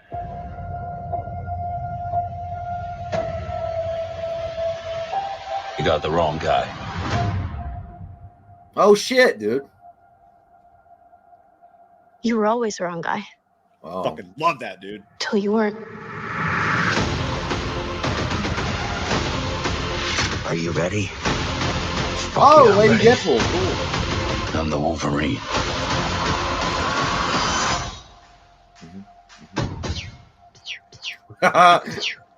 Stop it. Hey, dude. I liked that the tone of that was a lot more serious and a lot more like the stakes are like really high type of trailer than we got before. That's cool because you're gonna have a different side to it. But that scene where he's going look with the web shooters, Again, I'm just speculating. I don't know. But what if that was right after he'd seen like run into a Spider-Man, like a I Tobey think Spider-Man's Maguire? going to be, dude, But and I think it's going to be Toby. Because he was like fly, you know, that scene that everyone knows in the original Spider-Man. Like, maybe that. I feel like, but yeah, dude, it looks great. I mean, what else can you say about it? It looks amazing. And again, I knew it was going to be like, yeah, they're definitely going to have some emotional situations in it because again, it's going to be the last time Hugh Jackman ever puts on the Wolverine claws and scratches his little claw. And then I guess I don't know about that. I actually think that the way that they've reacted when anybody's asked them, like, so is this Wolverine's final time? Is this your last movie you're going to do together? They've both been like, our publicist will shoot us if we say anything. I actually think that there's a chance because obviously what's going on, this isn't the Wolverine who died in Logan. This is a multiverse Wolverine. Yeah. And I think that there's a small chance we do get them together in future films. But also, maybe, but either way, I think it might be a mistake. I mean, because I don't trust Marvel at all. If Ryan Reynolds is not in control of the character and they're just going to let Marvel have control of it, it's fucked. It's not going to be good at all. Like, this is the reason why this movie has held on to its integrity and it's going to be a great fucking movie, is because the controlling factor of the entire film is on Ryan Reynolds and Hugh Jackman. If those guys aren't in control of their of those characters and those stories, they will fucking butt fuck the shit out of it to the moon and back, like they are doing with every other character IP they got in Marvel. So here's the thing. I'm not saying that they won't come back. I'm just saying I feel like this is going to be the last true iteration of what we've seen with Deadpool and Wolverine. And like, that's it. Like, I don't think you're ever going to get it back. Unless Ryan Reynolds himself comes back and does a Deadpool 4. Well, and so they just say that the Russo guys are coming back to do the new, to direct the new Avengers movies. And I think the only way that you make an Avengers movies today with the shit show that Marvel has been this last phase is Deadpool, Wolverine, Spider-Man, maybe Daredevil. Like, you bring these fucking heavy hitters back and you make an Avengers like they've never seen before. And I've said this a billion times. I think this movie is going to make so much money, and not just money from people watching it because it's a Marvel movie, people watching it because it's an R-rated comedy. And this was clearly, the trailer where they were like, "Hey, this movie's emotional too. It's not just a big joke." Yeah. Like, that trailer, like, I just love these characters so much. Like, it got me fucking emotional a couple times just watching it. So I think this movie is going to have it all. I think it's going to fucking blow minds. I think it's going to be a box office fucking banger. And I think that it's going to change the way they do stuff. That being said, a lot of people were upset because they feel like the X-24 showing her there was a spoiler. I think that may have been a dream sequence.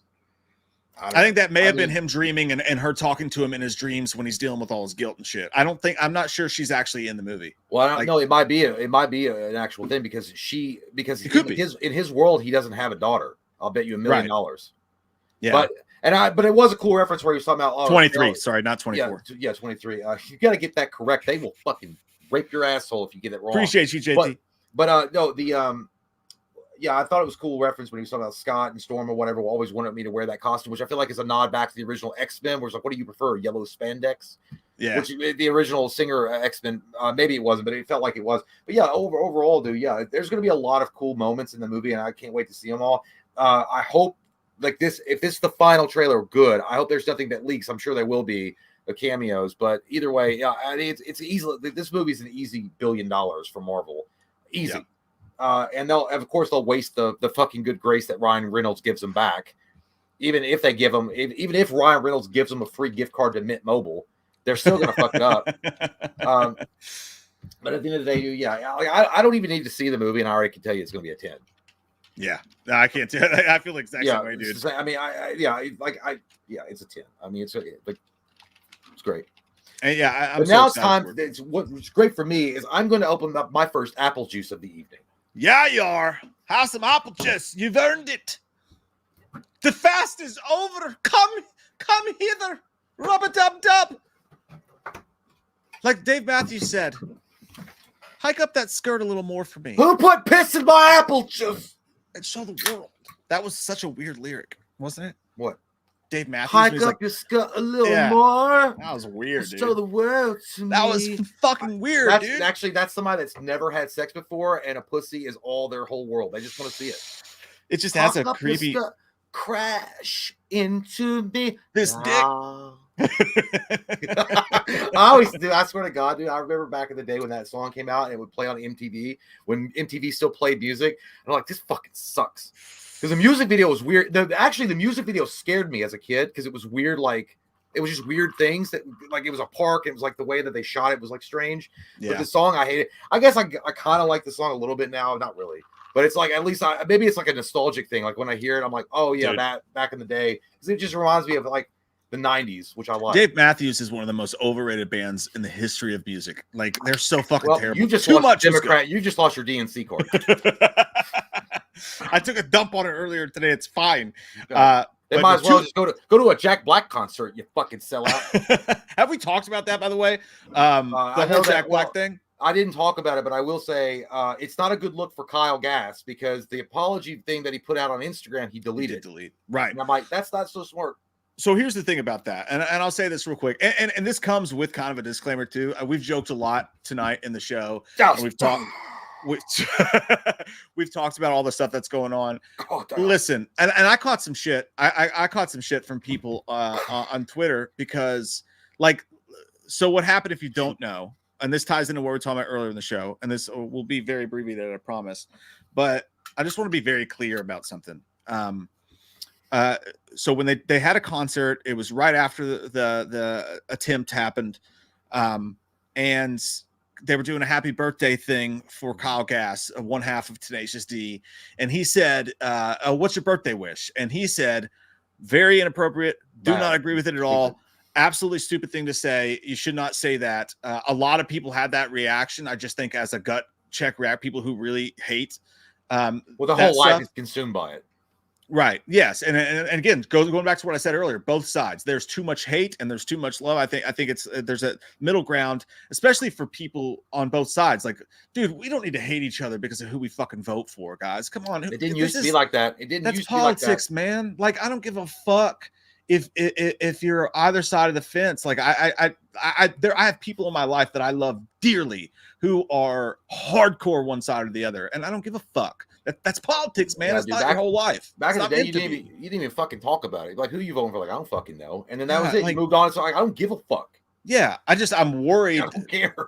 I'm worried about this, like this cult thing, and I'm also worried on the other end about people who hate it so much they've become a cult. Like, it's all just too much. Anyways, he said, my wish is that he don't miss next time. Stupid. Very wrong, not appropriate thing to say. Fucking I stupid. disagree with it, and I joke about Trump all the time, and I shit on him all the time. And I But, get like- mad about it because Mike's a fucking un-American asshole. But I don't care. I don't care. also, at the end of the day, what happened was right after that. Yeah. Jack Black came out, and in my opinion, very cowardly. Was Oh. like, I was complete, and Jack Black laughed on stage. Oh, He dude, laughed. there's two different angles of him laughing. And I'm like, dude, just Yeah. own it. Like, you're a And he even fucking went, idiot, "Thank too." you." Yeah. And then afterwards, Jack Black comes out with a statement. He's like, not only is the tour canceled for all these people who bought tickets, and I'm sure they'll get refunded. I heard. whatever, I thought they Play- got deported. No, the guy was threatening to, but everybody was Oh. like, that guy's crazy. They wasn't actually a real threat, but they came out, they canceled the rest of their tour. And he even made a statement. Jack Black did, was like, I was blindsided about what was said on stage, and there are no future creative plans with Tenacious D, something Well, along those lines. Yeah. And not only did you cancel your entire tour, which people, sure, they'll be refunded, but plane tickets, babysitters, you're going to rob everybody of the joy of your band. It felt so fucking pussy to me. And I put that on Twitter, and I was like, all it takes is for a quick, hey, my bad, I shouldn't have said that, and move on. There's no reason to rob the people of the joy for the band. There's no reason to do that. And of course, I got hit with 1,000 people going, no, what he said was disgusting and they should be canceled forever. And I'm like, oh, I thought we were against cancel culture here. Well, like, what are we doing? Like, here's what a- are we doing? My Like, view on it. You My can't have it view on both ways. My view on it was this. He may, and again, I don't care one way or the other about fucking. I mean, my life's not going to be over if there's no more Tenacious D. I don't give a fuck. But here's the thing about Tenacious D. Kyle, I like them, but they're not a big Well, part yeah, of I my mean, musical. Yeah, he was a dumb fuck that said a stupid fucking thing, and what happened is listen, you're allowed to make any joke you want, and you got to live with the consequences of whatever joke you made. I mean, if it was a tasteless joke, especially since it just happened, and then you find out details about what actually had occurred. Not just that was bad enough, but then really bad things happened too, awful things. But I think that Jack Black, and I will say this about Jack Black, I do think at first he might have been a blindside because it'd be like me and Mike, and then one of us saying a really stupid fucking thing. Right. And you kind of laugh about it. I'm not making excuses for Jack Black, by the way, because I think he was he should have fucking apologized. This is 100%. I think so. But you kind of laughed like it's so awkward. You're like laughing to maybe like a nervous laugh. I'm not saying he did that. I mean, it looked, but to no, me like, that's like, plausible. But I'm saying I don't know him. I don't know him. And in that moment, he might have just been like nervously laughing to overtake, what had just occurred. But people were like saying, well, they should have stopped the show. And he's like, yeah, you better not do that. Like, listen, they're at a fucking show. The people paid their money to fucking see him. I mean, it's not like he's going to stop the show in the middle of the fucking, concert and tell him, fuck you, Kyle. I'm going to fucking fuck you. It's not going to happen. Maybe he should have had words with him afterwards, which I'm sure they did. I 100% think, without a doubt, Kyle's a fucking idiot, and what he said absolutely should have been fucking torched because he's a fucking moron that said a stupid thing.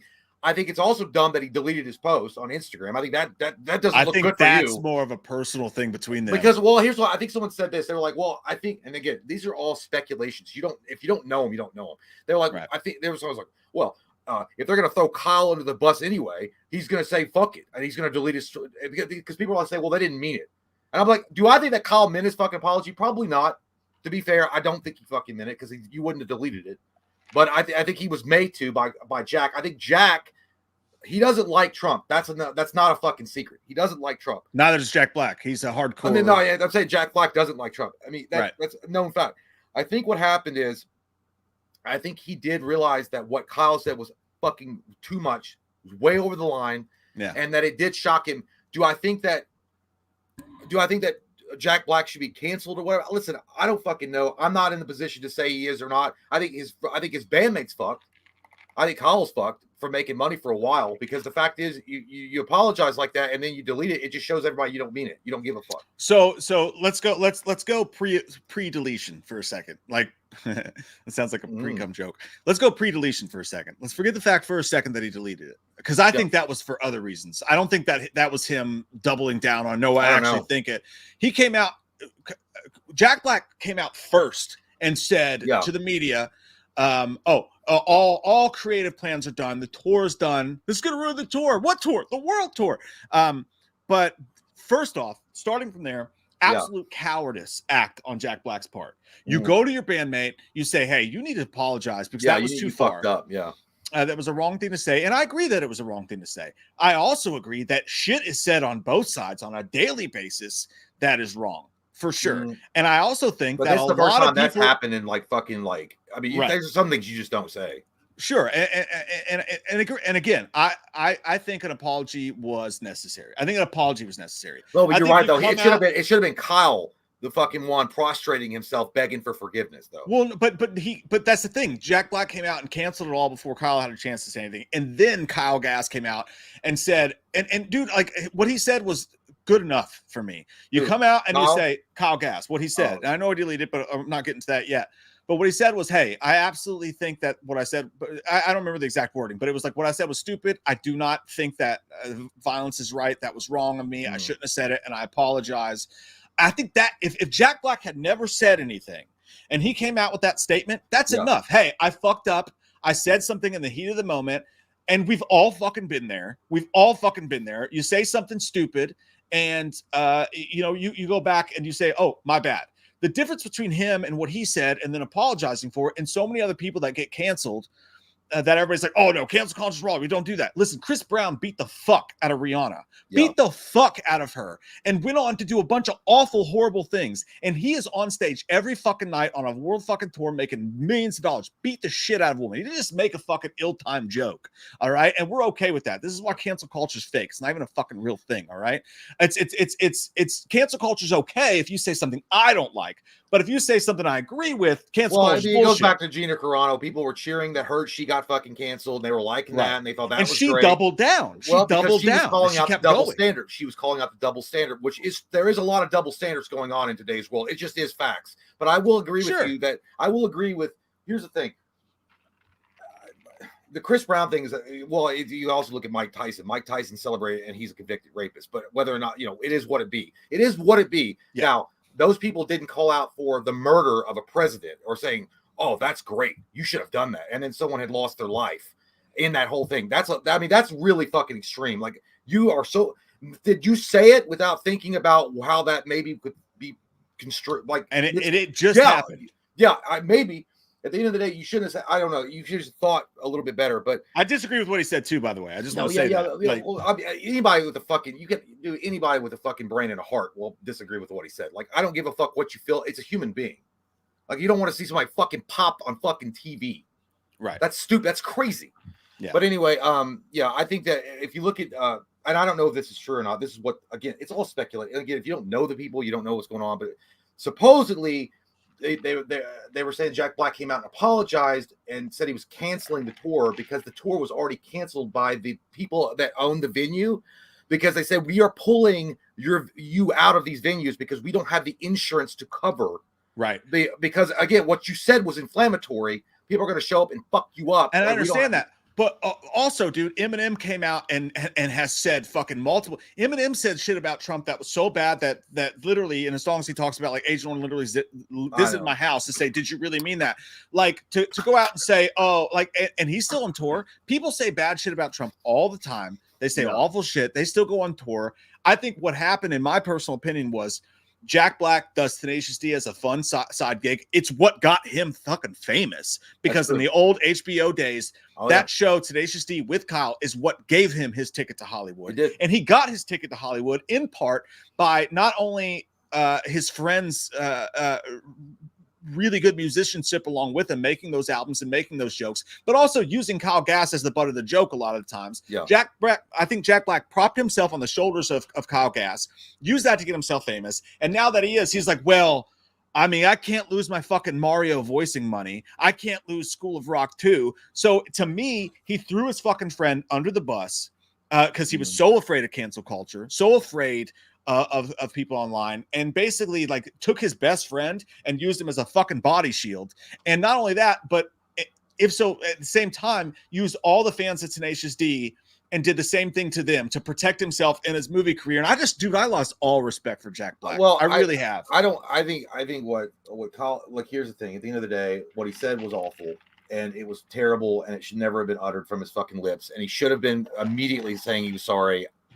And Jack Black, I think Jack Black wants to protect his money.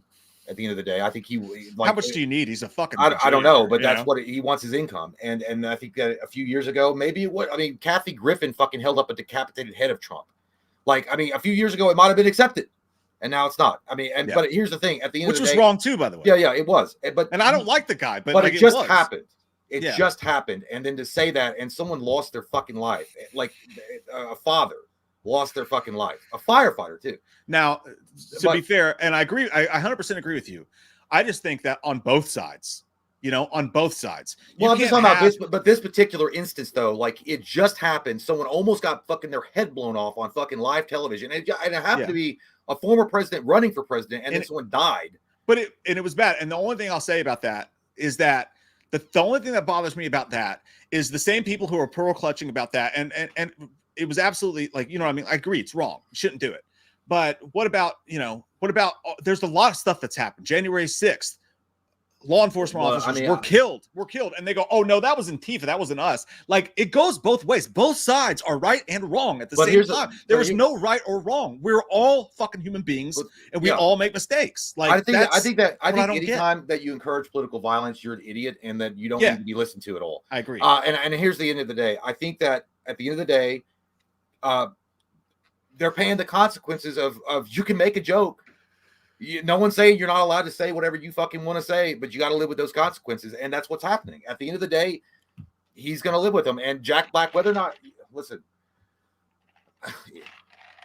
I feel like saying you're sorry, okay, but then you got to prove that you're sorry. And deleting your post and shit from Instagram, because after the end of the day, I feel like you just shown that you don't give a fuck and that you were mad that your money ticket might be in trouble. That's also a bad thing. Going into that part of it on the second hand where he did delete it, I obviously I don't know either. I don't know him. my guess is that wasn't I think he was genuinely sorry for what he said. Like I do, and I think that's all he needed. Probably, to do. yeah. I will All give you that. I will give you that. If you cut out like the hot emotions, everyone's like got hot emotions. If you cut out, you're like, oh fuck, I shouldn't have said that. Like like sometimes you'll say something and you're like, it's fucking stupid, right? So fucking dumb. Right. That could happen to me and you any night on the stream. You know what I mean? Like if you said something like if that were me and you, right? If that were literally me and obviously I catch shit from people all the time that think I'm some crazy fucking liberal fuck or whatever. I'm not. I'm actually like, I probably skew most of my opinions, probably skew more Republican than they do whatever. Like if you sat down at the end of the day, liberal, I have just always hated this. I hate the idea of putting any politician on a pedestal and making them out to be holy. That's dangerous to me. So this whole like Trump obsession, I've always hated it. I also hate how people make their entire lives about hating him. I think like those people need to get a fucking grip. Both sides need to get a fucking grip. I don't know why we're all so like wrapped up in old dudes in suits who make more money than any of us will ever see in our fucking lives. But that apart from the thing is, I think Kyle Gass said something he shouldn't have said. It was inappropriate. And the appropriate response for any rational human being would be, hey, you should probably apologize and then we'll continue the tour. He apologized. That should have been it. But Jack Black came out first, threw his ass under the bus. And I think here's the maybe thing. he deleted it because he was like, well, you know what? Fuck it then. Fuck it. Fuck it all. Here's the thing. And this I don't know. Again, we don't know him and we don't know what was said or what happened behind closed doors with them. But it could have also been, if you're going to play that game, it could have also been Jack Black asked him to do it. And he said, fuck you. I'm not going to do it. So he's like, I got to do it then. I got to damage control it. I mean, that could have happened too. If Kyle's like, I said what I said. I know. So, he said it after Jack Black, though. And it could have been if Jack Black had asked him. If Jack Black had shut the fuck up, though, and Kyle Gass just put out that apology, no one would have batted an eye. It wouldn't have been a news story, and we all would have moved on. Oh, it's just speculation. It could have been Jack. Oh, you're frozen, my dear. Look at that face, though. I want to kiss its mouth. Is this me? Is Jay frozen for everyone? That's a hard freeze right there.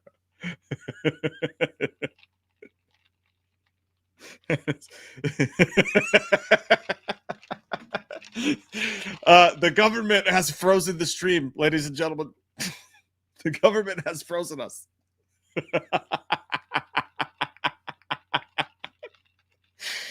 Oh God. That's a true freeze. That is a true internet fucking dump freeze that we're dealing with right now. That is what it looks like. Look at this. Oh, I made it big and then he's back now. Oh shit. Jay, I can see you, but I can't see you at the same time.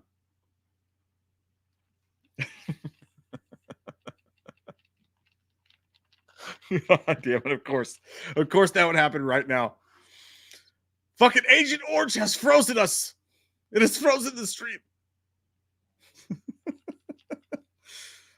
I'm gonna remove him and then try to add him. It's not working. I'm gonna text him real quick. Oh, of course that would happen now. Hang on, I'm you be frozen. I'll be frozen. Dun, dun. So hopefully Jay can get that sorted in a moment there. Can I just use this as a moment to say something though? Like, honest to God. I've tried to get this point across and I'm not sure if I'm trying too hard to get it across or if it's just a hard point to get across. Man,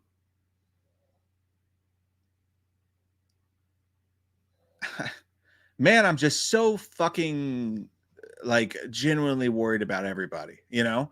Like, I think honestly, like, this is all bad. Like, this is all so fucking bad.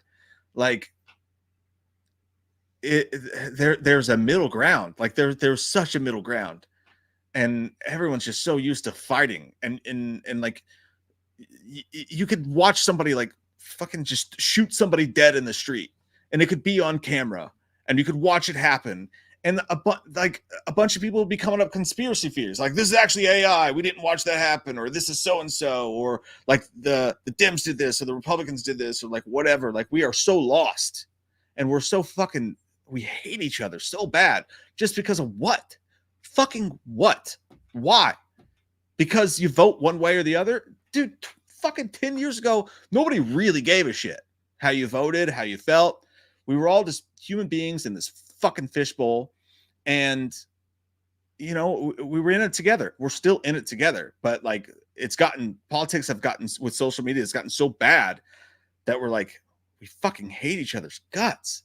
And it's just, I fucking hate watching it, man. I really do. I hate it so bad. I hate politics. I hate both sides of them. And it sucks. Fucking sucks.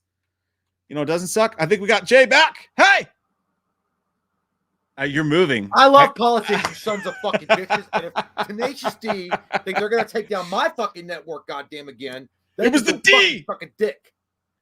Dude, how did we get to a point where the fucking fucker gently guys, we can't even have Tenacious D anymore because of politics? This shit sucks. I'm fucking tired of it, man. It sucks. I'm fucking tired of Spectrum. Fucking ass, dude. I'm about ready to get dude, my your face was frozen on screen. It was, you were like, that's the face I had in prison the first time a dick entered my ass.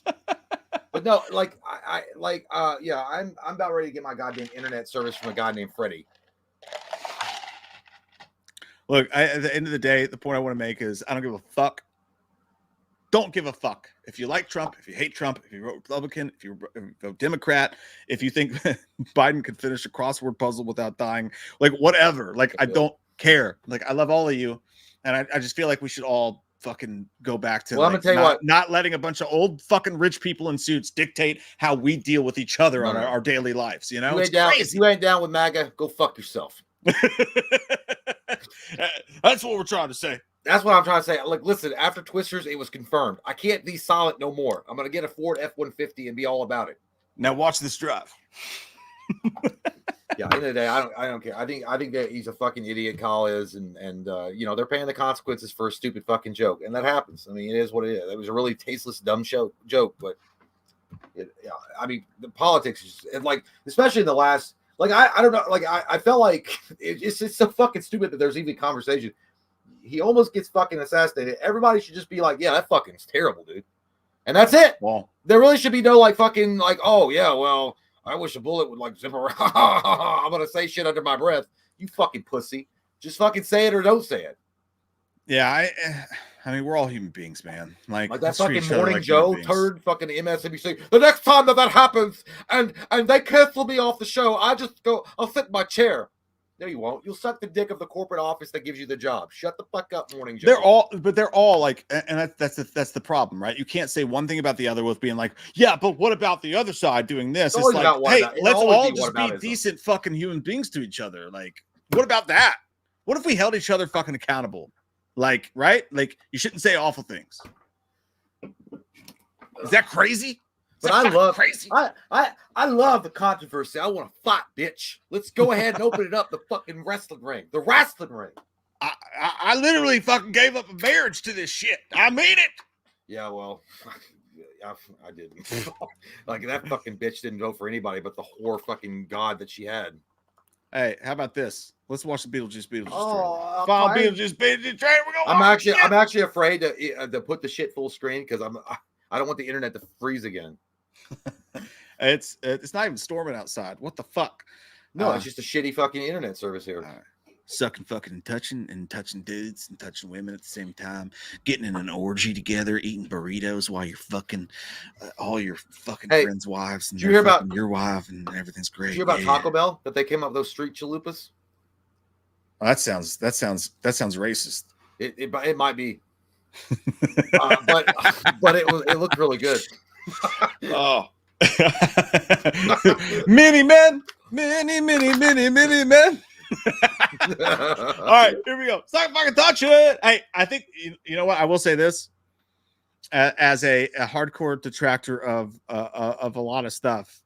You got to admit that fucking picture goes hard, man. What, the Trump fucking, one? The fucking if someone blows your ear off and you stand up and you're like, everyone said he said fight. Everybody said he said fight. Yeah, and I thought he said like fuck. I thought he said fuck it. Fuck it. I thought he said fuck. Fuck it. Fuck. That shit looked bad. No, that shit looked good as fuck, dude. That like looked like the end of a movie. Yeah, like no matter how you feel, and I don't like Trump like as a person. I don't. I don't think he's Satan on ice skates like so many people do, but like I you know, whatever. But like I gotta admit, I watched that and I went, God damn, that shit went hard. Dude, that went hard as fuck. When he stood up, because I, you know, and then he like was like doing this. It was like a ring ding dong, ring a ding ding ding dong. Keep a trumpet. Like I don't know, dude. That took like, nutsack, I would you gotta never give respect where it's due. Yeah, you dude, have to. I would have dropped fucking 50 turds and run out the goddamn stadium if I got fucking popped in the ear. But he was like, I gotta. You can hear it. He's like, I gotta get my shoe. Wait, fight. Like, yeah, dude. All right. That's the problem. That's the problem though. Like, can't we just look at something that happens and be like, hey, that guy right there, that human being right there, did a pretty fucking cool thing. If you got fucking shot and you didn't run. Instead, it's like either it's like, oh, it didn't actually happen. That was all fake. Or on the other side of it, people are getting it tattooed on their bodies, and they're like, That's Jesus weird. Christ came down and they saved our hero Donald Trump. And it's like, oh yeah, how about the kids in Uvalde? I guess God didn't give a fuck about them, right? Like, it's both sides are fucking cuckoo, dude. What's They're funny, cuckoo. I like 50 Cent response. He's like, Donald Trump gets shot, and then I'm trending, and he goes. Like he had like a it is what many men start trending after and they had superimposed. Well, no, 50 Cent embraced it. They superimposed Trump's face over 50 Cent. He had it in the background of one of his shows. 50 Cent did. I respect it. Like it was like I respect that. Like there's something you have to respect. I think Lil Wayne was like, "Ain't no way they took a shot at Trump."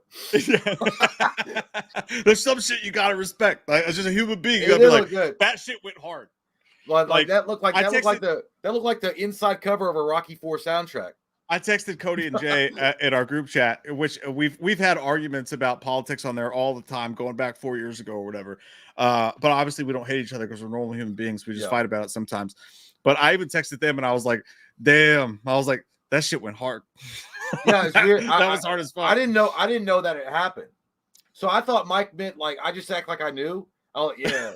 But I thought what had happened was Trump had released a diss track or something at Joe Biden. It was blowing up and everybody was talking about it. So I didn't know. So I honestly wouldn't be surprised. No, but there I was, minding my own business, pooping. And I looked up and I saw that he had like an actual shot had. And then I was texting that to Mike and Cody. And then Mike was like, "That's what I was talking about." I'm like, "Oh." Yeah, I was like, "You fucking dumb." And then I put a gif of Joe Biden going, "Huh." We're all fucked and we're all gonna die and we're in it together. So let's start acting accordingly, you know? G.I. We're in this together Joe! And we're all gonna fucking die. So Beetlejuice, let's just watch this trailer. Say it one more time, bitch. Alleged mom. When you're all driving carpool and banging your Pilates instructors to fill the empty voids in your life, damn, you gets the last laugh. I love it. That shit deep.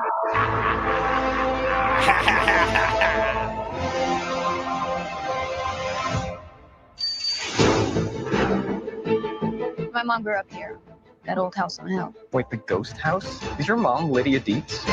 Unfortunately, She's a legend. Oh. the living, the dead.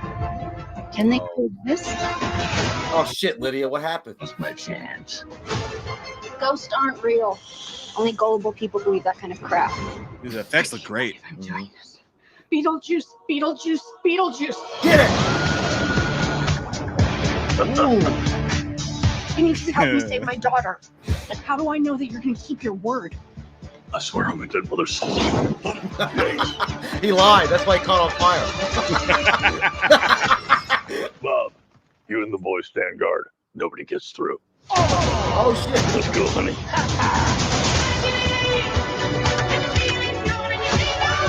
Recognize this post. Never seen that shit before in my life. Or afterlife. Yes. Are we doing this? Beetlejuice, Beetlejuice, Beetlejuice. I'm needed upstairs. Bob, hold down the fort. Did he take over the afterlife? Spill your guts. Who wants to go first? All right, I will. See, I'm willing to do the work. Where the afterlife is so random. Do that thing from my dream. Really more nightmare material. Confronting the unknown, conquering your fears. There's nothing harder.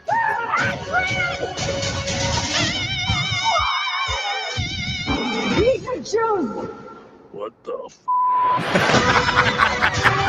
Thank you all for coming to this special occasion, but right now with like a little privacy. Oh, dude, the fucking special effects on that look so good. I liked it a lot. It's weird. Well, I mean, again, it's fun to speculate about it, but did Beetlejuice take over the entire, like, you know, like in the first movie, like when they went into the afterlife, they all were like doing like the reception shit, and there was different ghosts doing the jobs of like mundane jobs or whatever. But now it's all Bob's, and it looks like Beetlejuice is in charge of all of it. Because did you see that? Because Bob is like his henchman, and there was like several Bobs. Yeah, and then he was like in the seat of the girl was like the lady in the first one. I can't remember her name. And he, like, the one that was in charge of the football team was like, Coach, I don't think we survived that car wreck. She's like, what gave it away? But yeah, it looks good. It looks interesting. There's parts of it though. I'm like, oh God, please don't be corny. Well, Please don't like, be the cringy. Dude, I just can't believe. And I'm not nearly as big as a fan of the original as you are. Like, I enjoy it as just a random movie. Like, I don't have a real like Beetlejuice fandom. I think it's a great movie. Yeah. But like watching that, dude, I just cannot fucking believe how good the special effects look. Yeah. Like they don't and how look good like Michael some. Keaton looks. Yeah, it doesn't look like some bullshit Marvel fucking CGI team made it. Like these look like special effects that someone took a lot of care and time into. And that alone has me like day one fucking ready to go. I want to see it. Yeah,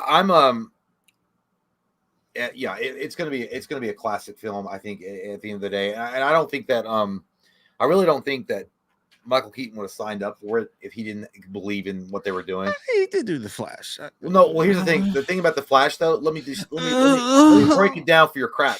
The thing about the Flash is that it wasn't a Tim Burton only Batman movie. I think if it had been like, it would have been like this is a character. He's even said this before. Beetlejuice is the one character that he would come back and do sequels over and over again. He loved that character that much. So I don't think he would have signed on for anything with Beetlejuice if they got it wrong. Yeah, because I mean, how many times did they have an opportunity to do Beetlejuice 2? Yeah, back in the day. Yeah, no, and you're right, and he seems like a stand-up dude to me that like actually cares about his work. Like, I mean, he could have done Batman Forever, and he was like, no. Well, that's because they fucked over Tim Burton, and I think that he also looked at the script. Well, you know, I don't know if he said that or not. I don't remember, but I mean, he's not like, I mean, lie detected. I don't see. When he was like, Batman doesn't need a Robin. I mean, he's kind of a point. Like, did he really never? He never needs a Robin. He didn't need one. Yeah. Chris O'Donnell did not need to happen. I think that Tim Burton's version, though, it's like they had Marlon Wayans. It's like a Black Robin. Get the fuck out of here. God damn, we're not doing that. Listen, Marlon Wayans would have been a great Robin, dude. I think so. Like, it would have been. I fucking love Marlon Wayans. I don't. Yeah. Well, I don't know if it would work back then. It might work now, but it wouldn't have worked back then. I mean, maybe it was because he was black. I don't know, but I don't. Motherfuckers. But you know, at the end of the day, I don't know. He could have just been stupid too. I like. Here's the thing about Robin. I know it's about a Beetlejuice trailer, but I think Robin is one of the most unnecessary characters ever in Batman lore. It literally is. He doesn't need Robin. Yeah, that's true. I mean, I would agree with that actually. But they anyway, have done some great stories, like the death. No, I think Robin should have been brought in. Like Robin was important, but I think he should have been brought in just to die because Death of the Family is one of the greatest Batman stories. Well, Jason Todd was also an insufferable Robin. But here's the thing about, but you see what I'm saying though? Like, Robin being brought in to die to add to the lore of Batman makes sense, but as a mainstay character, I feel like they brought Robin in back in the day just to make him more like kid friendly. The Batman, because they had to like he was like very dark and menacing, and they had to have like this like, hey, let's put this little boy in underwear and have him swing around rooftops with a grown man. There's nothing weird about that. So this was pre Michael Jackson, written by Jeffrey Epstein. Yeah, who would have thought he was such a writer? But no, Michael anyway, but yeah, as far as I said pre Michael Jackson, yeah, it was even before Michael Jackson. But no, so the Beetlejuice trailer though, I feel like we should do something now. This would be fun. So when you watch a trailer, you got to give like a pre-rating. Oh, okay. I'm gonna give the movie pre-rating 7.5. Dude, that's my exact same pre-rating. I'm gonna agree with you on that. I'm gonna go 7.5. I think it's gonna be kind of like Twisters, I think it's going to be a solid sequel. I think it's going to be great, but I don't think it's going to have enough originality to push the boundaries to make it a classic in its own right. I think it's just going to be a fun movie to watch in the theater, and we're going to laugh and we're going to have a good time. See, I like this because if we do a pre-rating and it's on video, then we can go back when we watch it, and then we can pull it up and be like, see what happened? Do Alien Romulus. 8.5. I'm gonna go crazy. I'm going fucking nuts, dude. Don't do it. I'm going nuts. Shoot your shot. Nutsack. I'm going fucking 9.5. Oh, I think it's gonna fucking be crazy shits. How's the pale ale, Stifler? All right, how about Deadpool Wolverine? 10. We are 10. I think 10. it's a 10. I'm at 10. Yeah, so we'll see what happens. Bug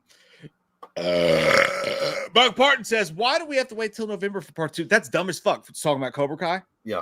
Dude, just like this shit isn't rocket science. Y'all are doing some basic ass Saved by the Bell shit. Just what's interesting, Michael, is that they were actually talking. It was going to be longer than that. They said they shortened up the release date for part 2. I don't know why they do that for. Because here's the thing about Netflix: when they release miniseries, everyone's going to binge watch them anyway. Yeah. I don't know. I feel like if you're going to do that, you might as well do what Amazon is doing with The Boys, which fucking sucks. I understand why they do it, but they release it every Thursday. Yeah, it's dumb. I hate it. I fucking hate it. Either do the binge thing or don't, Like, fuck. Have you watched that, though? The new one? No, dude, I haven't watched even. I don't think I've finished season 2 of The Boys. What? Yeah, I know. I'll be right I back. know. I'm a piece of shit. I smell like hot duty and sun. I was eating a Chipotle burrito today, and it was so good. And I was like, it's so good, I want to stick my dick in it, and I want to fuck this Chipotle burrito until it looks like a Mexican hamburger helper left in a hot August sun in a Waffle House parking lot. Yeah, he wants to fuck it, and it's going to look like Carlos Mencia when he's confronted about stealing jokes. Gross. Wait, what are you trying to? Is it because it's Mexican food? What are you trying to say there? That was super. You know what? I was blindsided by Jay's comment tonight, and I just want to say there will be no future creative projects going forward between me and Jay whatsoever. That's fine. Just good night, everyone. How about this? Night. How about click A, go fuck yourself. Click B, go fuck yourself. I already read that too. Oh, you did? Yep. Oh well, why don't you eat a dick and die? How about that? Would that make you feel better? On my way. Music. Right, we all are act accordingly. Music Man says, Dr. Loomis, we just wanted to send you some appreciation too. Cheers, scrub. Don't talk about scrubs unless you're talking about your underwear. Scrub those out.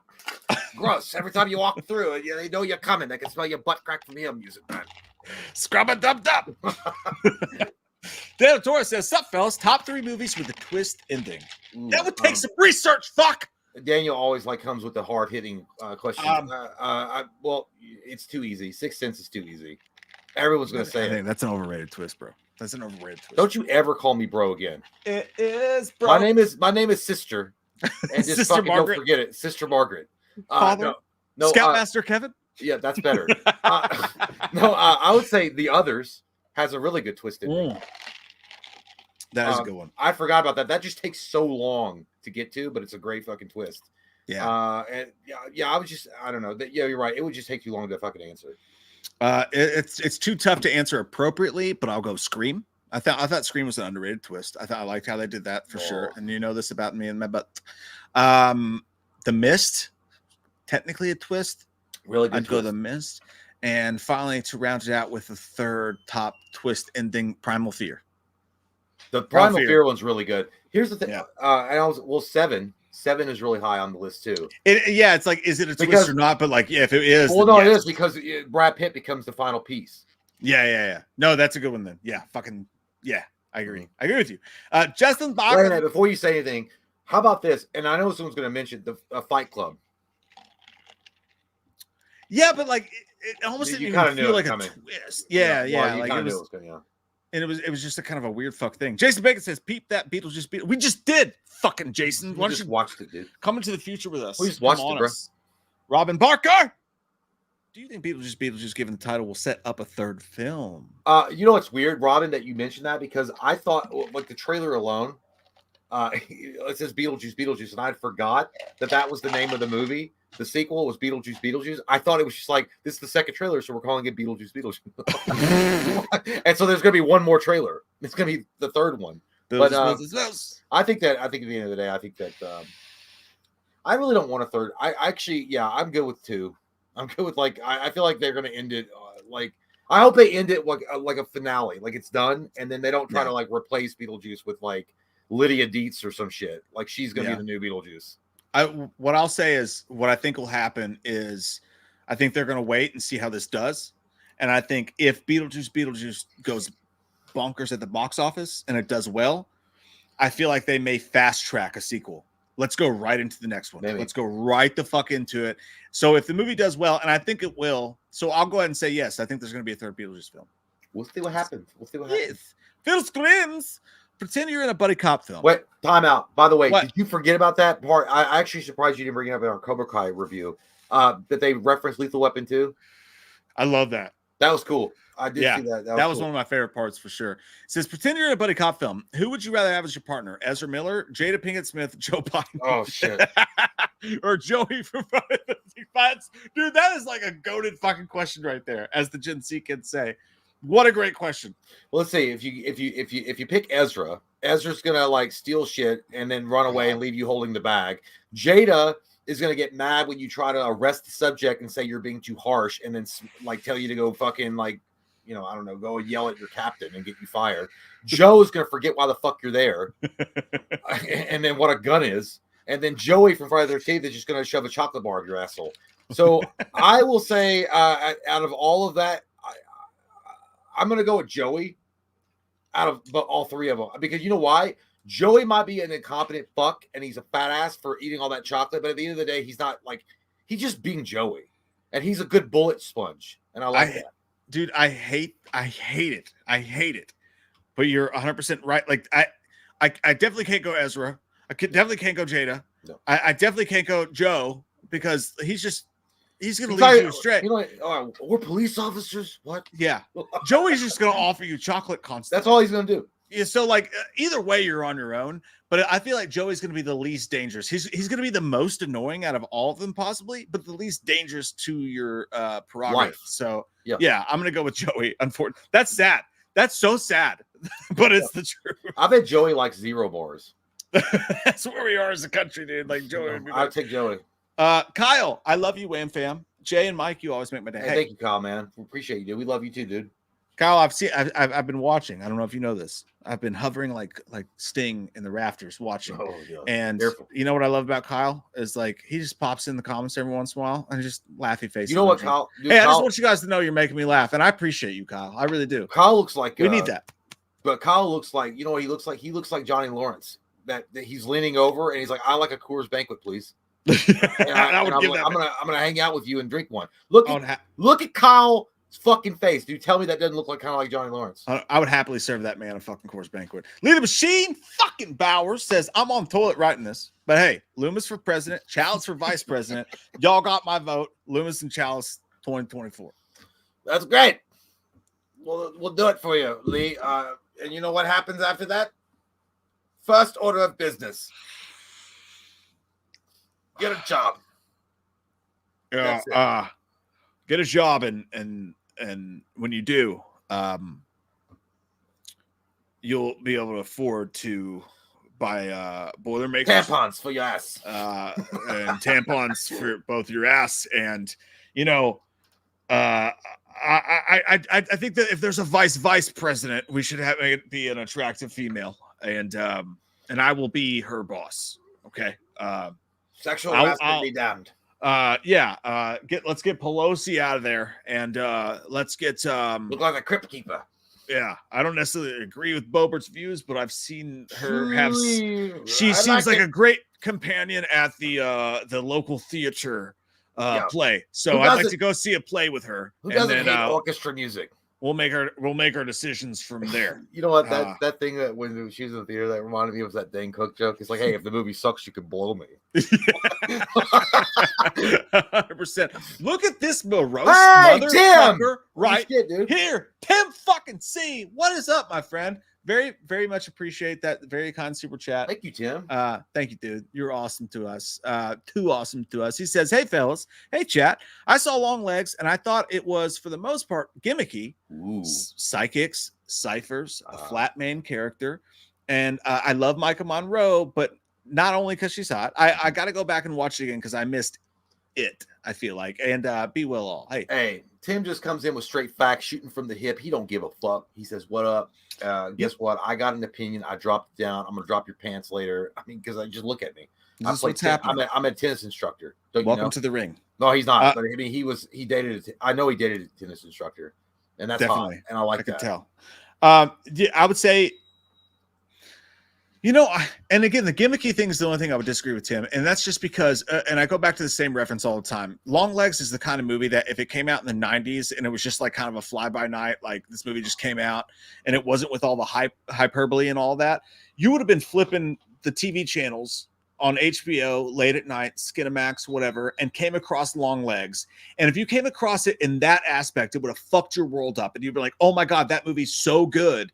And it's so original and it's so crazy. But because we live in the times that we live in right now, and we've been belted over the head with Long Legs as the most original, greatest fucking horror movie you've ever seen in your life. Oh, dude, the hype was crazy. Oh. You go into the movie with a completely different expectation. So I think the movie is everything that everybody said it was, but I think that the world as it stands, the media and the journalists and all that hyped it to be something it's not the movie's fault. But I also agree with you on Micah Monroe. I think that's the kind of character. Like I think Nicolas Cage could get an Oscar nomination and would be well worth it for what he did in the movie. There's no way, because it's a horror movie. And they won't. I'm just saying. But like Micah Monroe's character, I've seen people say the same thing. I've seen like she deserves like this and that. And I'm like, dude, like Micah Monroe's great to me. I think she's a good actress. I'm happy to see her in anything I go see. But if you watch that movie, dude, the entire movie, all she does is go, yeah, maybe. Like there is no great acting performance in that from her. It didn't require it. She was great in the role. But the society that we're in, everybody feels the need to take her and be like, oh my God, she's the greatest thing since sliced bread. And it's like that's just, dude, she was good. Her role didn't require that much of her. I totally agree with you on that. She's a good actress though. But yeah, I think the last time did Anthony Hopkins win an Oscar for Hannibal Lecter? I think so. Yeah, I think he did. That might have been because I would have put Toni Collette in Hereditary. Mm-hmm. But I would have given Mia Goth one for Pearl. Nah, personally, I would. Nah, she steps on people. And by the way, that guy, it's allegedly, it sounds like that guy's full of fucking shit. No, I heard about like a bunch of stuff came out. It was a joke, but yeah, it's weird. It's always strange how Oscars always pass over on that category. Like there's some 100%. amazing. Willem Dafoe was fucking great in The Lighthouse, and yeah. and they didn't. They didn't even fucking nod at him. Yeah, 100%. Hey, Tim, that's fucking super sweet, dude. Very much appreciate you, dude. Appreciate you, dude. Michael Parton, I don't care about your politics either, personally. I just care about what I think's good for people like me and what could happen to people like me. Well, that's fair. I mean, that's cool. I mean, you got a stake in it, dude. We understand. And listen, at the end of the day, I think that Mike and I, like the only side that we would ever fall on and agree with is that we're all fucking human, dude. And like, I don't give a fuck what color you are, what skin color, I don't care about your gender. I don't care about what you want to fuck in the evening. I don't give a shit. Like, I just want us to let's get along, man. I know it's the oldest, it's the age, it's the most age old shit. Why can't we all just get along? But it really is. It's like, who gives a fuck? I mean, I feel like it's so stupid to get torn apart by something that's so manipulative and simple. Yeah. At the end of the day, dude, what it really comes down to is, and I think we really need to realize this. And I live in a house with 3 girls in it, So when it comes to like the women's rights and stuff like that, like those things matter to me and they matter to them. But I also realize at the end of the day, and this is the truth of it all, is that just because someone votes red, it doesn't mean that they hate women. It doesn't mean that they hate gays. It doesn't mean that they hate other races. It doesn't mean that they're part of the KKK. That's ridiculous. There are people who feel that way, sure. But we got to stop putting everybody in a box. And on the other hand, people who vote Democrat aren't weak, just like absolute useless human beings who are the Twitter mob and who want to cancel everyone and force us all to drive electric car. It's extreme on both sides. Like there are good people who just make their decisions. Not everybody is a part of like either black or white. And that's just the case, and I get why you would vote and think the way that you think. I totally understand that, and it's just we're all fucked. We're all fucked. I'll be your friend no matter fucking what. I don't care. Here's the thing: at the end of the day, blue, red, whatever the fuck in between.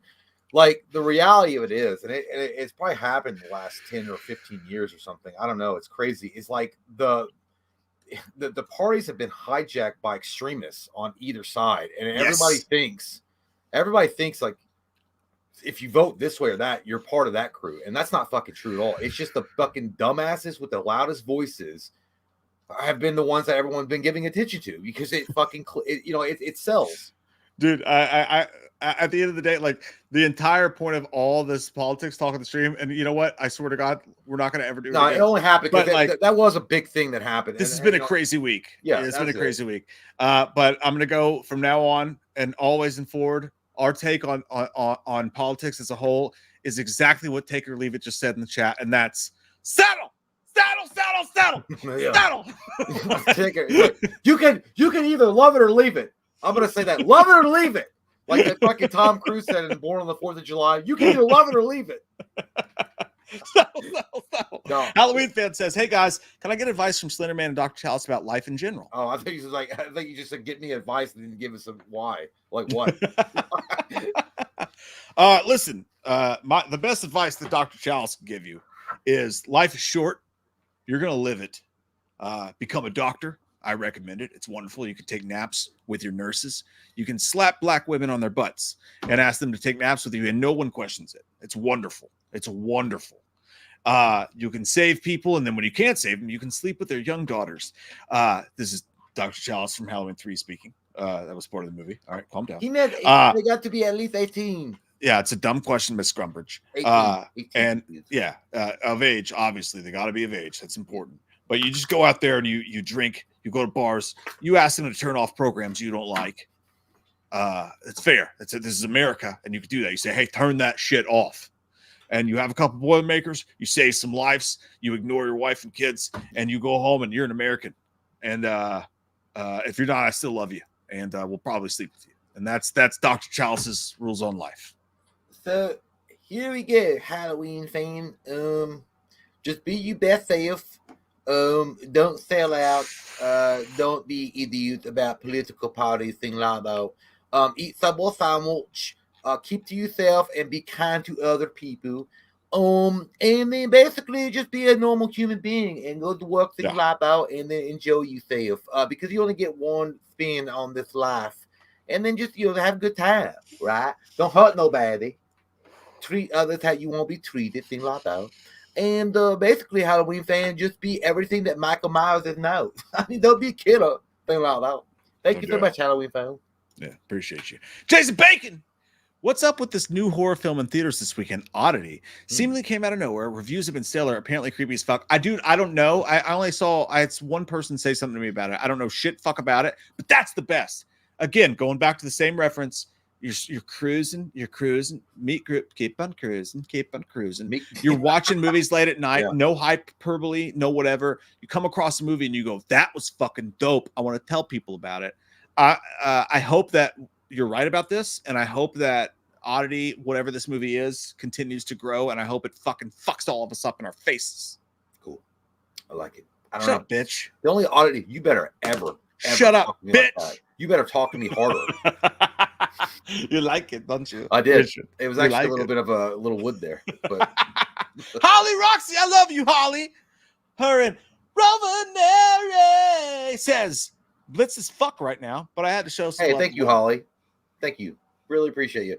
Hey, you do a great job for us for being a moderator. So no, dude, I always love seeing Holly in the chat. Yeah, it's really awesome. Thank you to all of our mods. But thank you.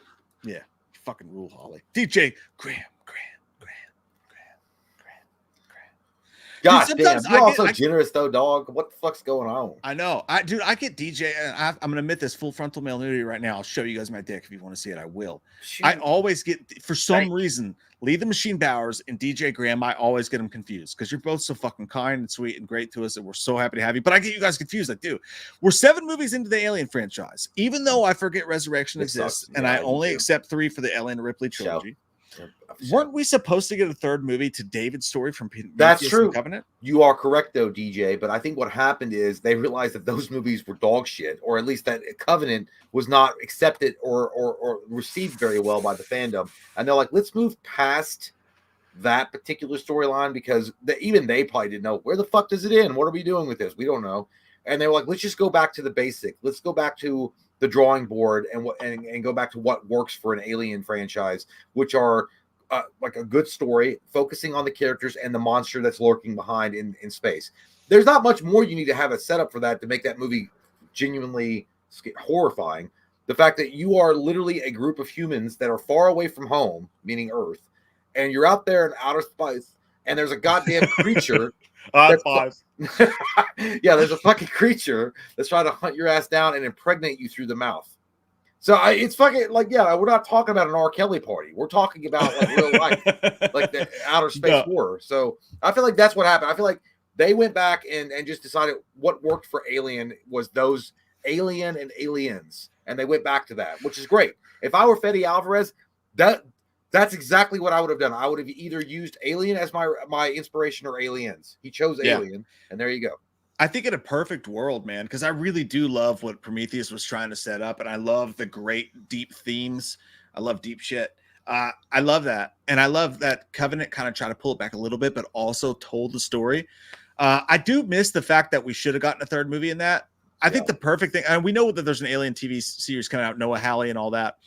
The perfect world scenario would have been the giant cinematic versions they did of Alien would have been pure horror, like what I think we're about to get with a Romulus, and then a TV show, a well-made HBO type of TV show that told the really intricate, fucked up, weird Prometheus kind of like really heady style shit. Would have been great as a TV show for people who really wanted to delve deep into it. Mm-hmm. But then in the theater wise, you got the scary shit. Like that probably would have been perfect, but here we are. But a lot of good alien shit. Well, here's the thing. The weird thing with the Ridley Scott Aliens or the Prometheus is that, and I remember when that movie was coming out, he never wanted to say if it was an Alien sequel. And I'm like, I feel like that fucked up a lot. He's like, oh, it's not Aliens. It's not. He wanted to do his own. Like I was like, it is. It's fucking like, come on.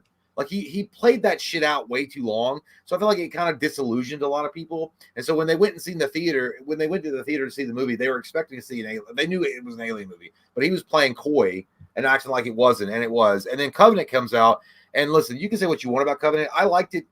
It's not a great story, but I liked it. At least it was like it got back to the meaty part of what Alien was. You know, there was actually a fucking alien in it, which I liked. Yeah. Which I think that was important to it too. Albert says, "What director are you choosing for a new Friday the 13th movie?" Sight unseen, out of fucking nowhere, and I could probably think of something better. Ty West. I think Ty West could make a good. No, I changed it. Fede Alvarez. Fede fucking Alvarez. You can't use him. No, I was going to say Fede Alvarez too, but you can't use him. He's become the new Tom Hardy. Everyone wants to do Fede Alvarez. That is fair. Okay.